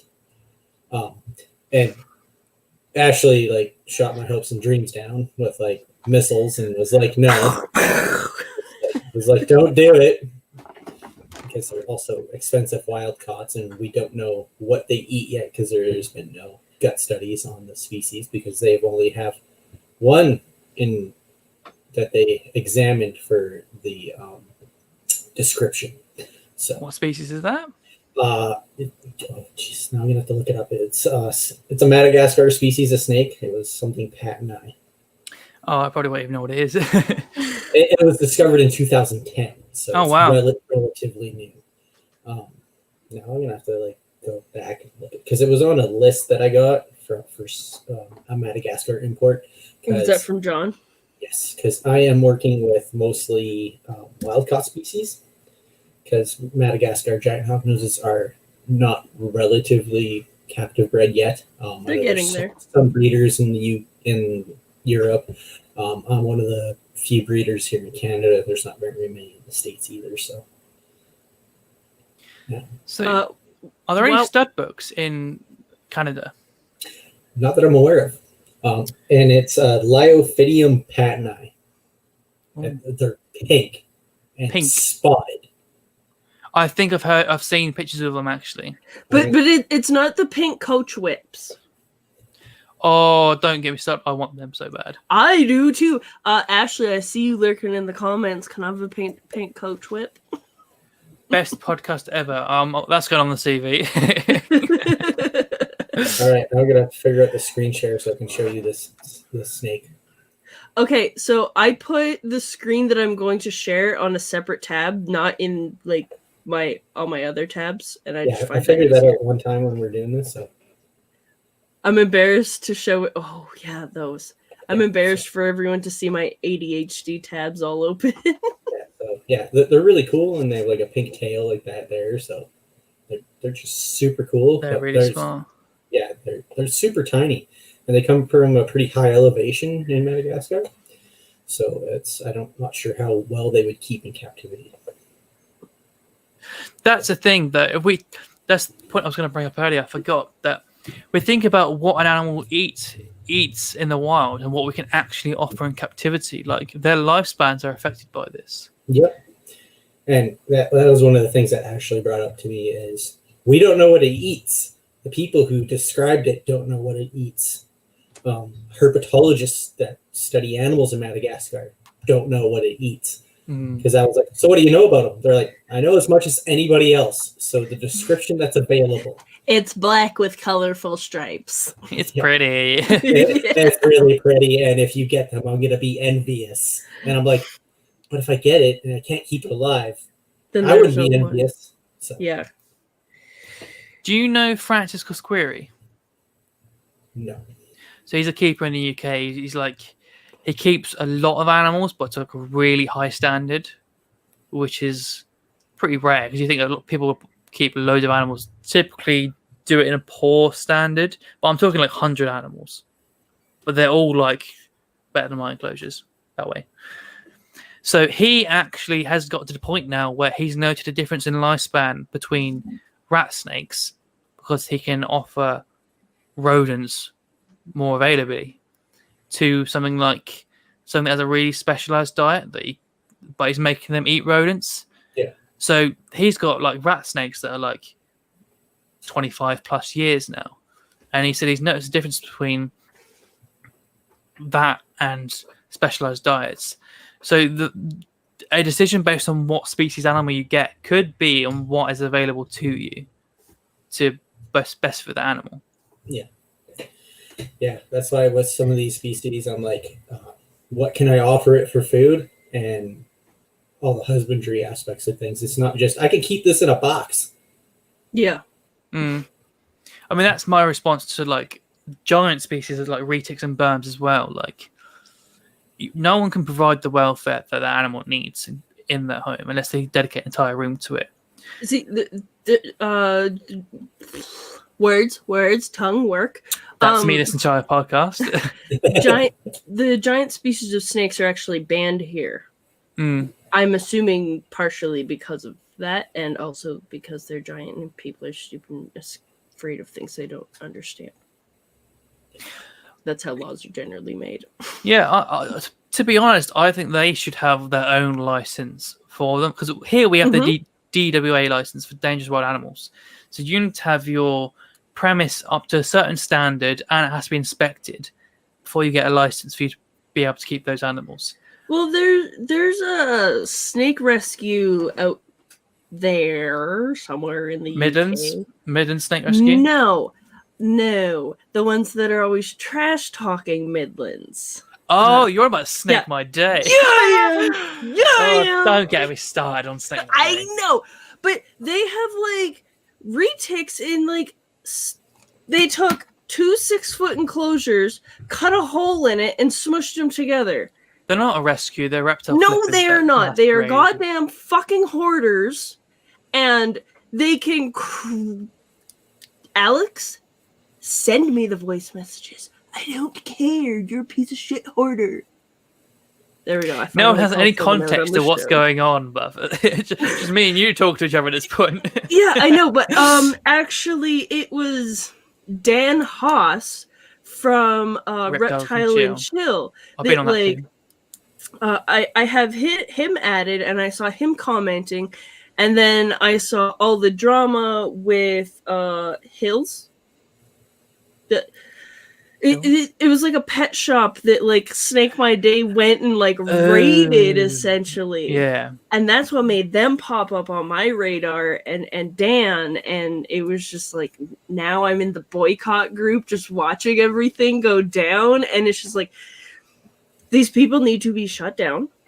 They are hoarders. They are not providing these animals with the proper needs. They don't have the licensing they need. And now they're trying to get the public to fund a zoo for them so that they can have these animals. It's funny that they criticize Midlands when Midlands now has a zoo. And they also have the proper licensing to run their organization. The way I see it is if you don't have the funds or the space to provide a zoo exhibit, don't keep a zoo species. Yes, I agree entirely. Like, I don't even have an issue with the fact that berms and retics are banned here. Zero issue with it at all, because I know I couldn't manage that. Most people. I can't even handle one of those by myself. It's not safe. I mean, zoos like have a team of 6 people handle a retic. Yeah, exactly. And like I'm quite sure I know people that have them and like deal with them just themselves, but like as a keeper, I want to make sure I am safe at all times, so I'm not some idiot keeping a retic in a fish tank and getting bit on YouTube. I mean, this is an animal that can kill you, and like if you and your partner have a retic, my girlfriend's like what? She's a tiny little thing. She's like 5. Oh, I don't know exact height. I want to say she's like 5'5". She's tiny. A retic would kill her, and I don't feel confident in my own ability to be able to wrestle a fully grown retic off my girlfriend. So why would I want to put either of us in that position? Absolutely, and like it's all within keeping within your ability, right? It's just like living within your means when you're poor. Yeah, right. You have to keep what you're comfortable with keeping, but like so many people are just like, I want this big snake because it's badass, and I want to look like a badass. Yeah, it's people just acting like a Billy Big Bollocks all the time. Like they're like, oh, I can work with a snake by myself. Yeah, you can. Until one day you can't. Yeah. Well, like I know I have a female Dumerals. She's full grown. She's a chunky, muscular girl. And sometimes I'm like, hey Tyler, can you just come in? And it's not that I physically can't manage her. It's just that it's easier because she's a really strong snake. And she's only like 6-7 foot. She's not a huge snake by any means, but sometimes it's just easier to have that second set of hands. So I could only imagine like a 12-foot plus snake. But if they get you in the right position where your arms are pinned or something in their coils, you're fucked. Yeah. If you're by yourself, you're done. Yeah. Well, that girl in that video, if she had been recording herself, how would that have gone? No, I don't necessarily think she would have died, but the situation didn't go good at all for her. Are you okay? It's just pouring blood everywhere. You're right. And it's like, and watching them try and like pull the snake's head, and it's like, grab it by the tail and untwist it, people. And that's another thing. Like your team that helps you has to have an idea how a fucking snake works, and they have to be available. Yeah, every time you want to work with the animal. My 11-year-old kid isn't help with me for my snakes. I seen this controversial comment in a reptile cage building group the other day.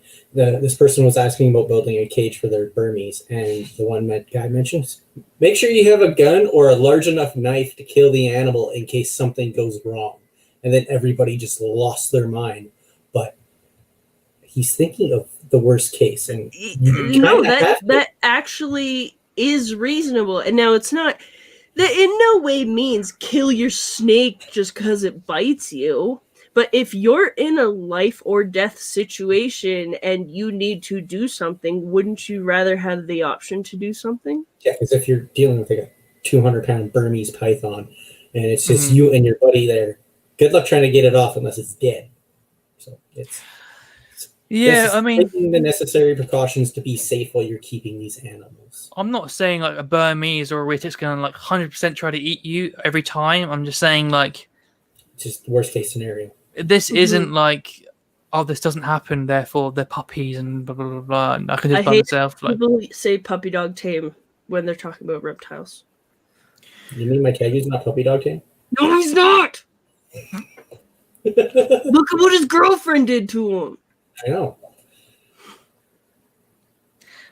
Just that's the thing that I have with the reptile hobby. It's just that there's so much ammunition for anti-groups that it's just gonna just giving it to them on a plate, really. Like we're loading the bullets for them and then giving them the gun and be like, here you guys go. Oh, don't shoot us after we gave you the gun. Would you like some herper poupon? It's like what's it they've got? What is it they've got on the? Is it USARC? Yeah. We've got Reptile here, but the thing is, they will defend hobbyists no matter who the hobbyist is. Yeah. If there's just someone that has generally got a snake in a rack and it's shit filled and it's bone dry water bowls, and it's just poor husbandry, and the welfare of the animal's terrible. Yet they're just barking at the animal rights, defending that person anyway for the sake of them being a part of the hobby. Like, I condemn that just as much as the animal rights do. We have to make examples of certain people, but we also got to protect the people. Well, so we had someone in Canada that was doing some really, really insanely shady stuff and keeping animals in beyond deplorable conditions. And it took people from all across Canada to compile enough video, photo, all that evidence. And Ashley actually took one for the team and posted it all. And now that person is blacklisted from basically the entire country for animal sales, unless it's just like some... they tried to get animals through someone else, and they ended up bragging to someone that they were getting these animals from someone that they were blacklisted from. So now both of those people are blacklisted. I don't get, if you're doing something illegal, why'd you brag about it? Like, just no, it wasn't something. Well, yeah, I guess animal abuse is illegal, but there was just so much. You mean blacklisted by other hobbyists, not by the law? Okay. Yes. Everyone that here in Canada get blacklisted by the law for keeping animals is stupid. Like, there's people out there that it's are like not only dog and cat abusers that get animal bans, and even then they still manage to get a hold of dogs and cats and just redo the cycle. Because also, fuck you, Karen Adams. Yeah. I have no context of what's going on. I'm just like, smile away, boys. Yeah. They're like these dog napper animal abusers. Yeah. And they're still free roaming around doing the same shit that they did before, which is very unfortunate. And they have a lifetime ban on owning animals, yet I won't let my dogs in my backyard by themselves because of these women. Nice. Lovely. Yeah. Well, we're getting on the 3-hour 15-minute mark. We can talk about a lot more, but we're about to hit our limit. Yeah. Yeah. We have a limit, guys. Where can everyone find you? They can find me at Reptiles and Research on YouTube. I make videos more concise and less rambly than I am on live. But yeah, the science is there in videos, or you can find me on Instagram, Reptiles and Research, or Facebook page, Reptiles and Research. If some people are interested in some of the papers that you have available, how would they be able to get some of those? So the papers are shown in the videos, and I link them in the description of the video as well. Awesome. Perfect. Pause the video and read it. Yeah. That's our turn. I want to give a shout out to MV Pythons for this swanky ass shirt. That's pretty Thanks. sweet. What about your shirt, Brandon? Asking me about my big snake. That's Crown Pythons. Thank you to our Patreon supporters, Kayla Mans, Gwendolyn Lee, and Ophidians by Design. You guys kick ass. We didn't mention this in the beginning, but you can shop on my Pet Paradise website, so Pet Paradise's website, and use CHP 10 off, all capital letters. I'll throw that up quickly. And that's an affiliate link where you buy some stuff and we get a kickback to help support the podcast, and you save 10% on your purchase. Woo! Actually, me and Melissa were talking about kickback, by the way. Ooh! Some of your ball python people might be getting discounts. Word. Yeah, so it helps us do the podcast and covers some of our hosting fees, so some of the other ideas that we have, we can expand on. You mean you don't want to run a monthly deficit? We're supposed to make money at this? I'd be content breaking even. I don't need to make money, I just need to break even. Hosting fees came out again today. Yeah, and they're American dollars, so like our Canadian dollar, the maple syrup is not worth as much as the American dollar right now, so it's not great. I have the exact same problem. I spend so much money making the actual videos with like buying studies, and like I spent like £30 or so, like $55-$60 on frozen food just to take a picture for the thumbnail. Wow. So I'm running at a massive loss. You get it. Yeah. It's bringing that information to the masses, and that's more important than making money. Yeah, exactly. Like I want to learn this stuff myself because I want to do better and I want to improve. So while I'm doing that, why don't I just share the knowledge? Yeah. I mean, I'm very idealistic about it. I think given time, there are more channels that do start sharing science-based information, and the more people that have watched a video and comment on another video and say, this isn't right, this, and this, the more there is social pressure to conform to what is actually scientifically correct. Well, and you can actually call those people out that are wrong without their little cult following attacking you. You think so? I mean, like, when there's more, like, knowledge getting posted on the regular. Yeah. When the tables flip. When more people are supporting the scientific backing versus the more people supporting that person's feelings match my feelings, so you're wrong. Yeah. I ran out of fucking sugar. These shock value videos are what I believe in. I think there is a tipping point, and it is coming, and I think we are on the right side of the wave just when it hits. Yeah. And I think the positive that you can do when you have an audience the size of like Brian Barczyk or like some of the big channels, it's massive. You think each person has like 20 animals, so like the amount of animals you can affect is massive. Yeah. And like I see a lot of people trying to defend Brian now because he's changing his ways. Well, I watched him for the last 10 years not changing his ways. So like sometimes I feel like it's a little too late. After you watch someone being told for 10 years that they're fucking up. And he was doing it before I got into the community. 100%. So, thanks for changing. You still suck for killing all that shit unnecessarily. Do you look at Social Blade and how much money they make, supposedly? So Social Blade gives you estimates on how much they make. Supposedly, it reckons that Snake Discovery is making $300,000 a year. Wow!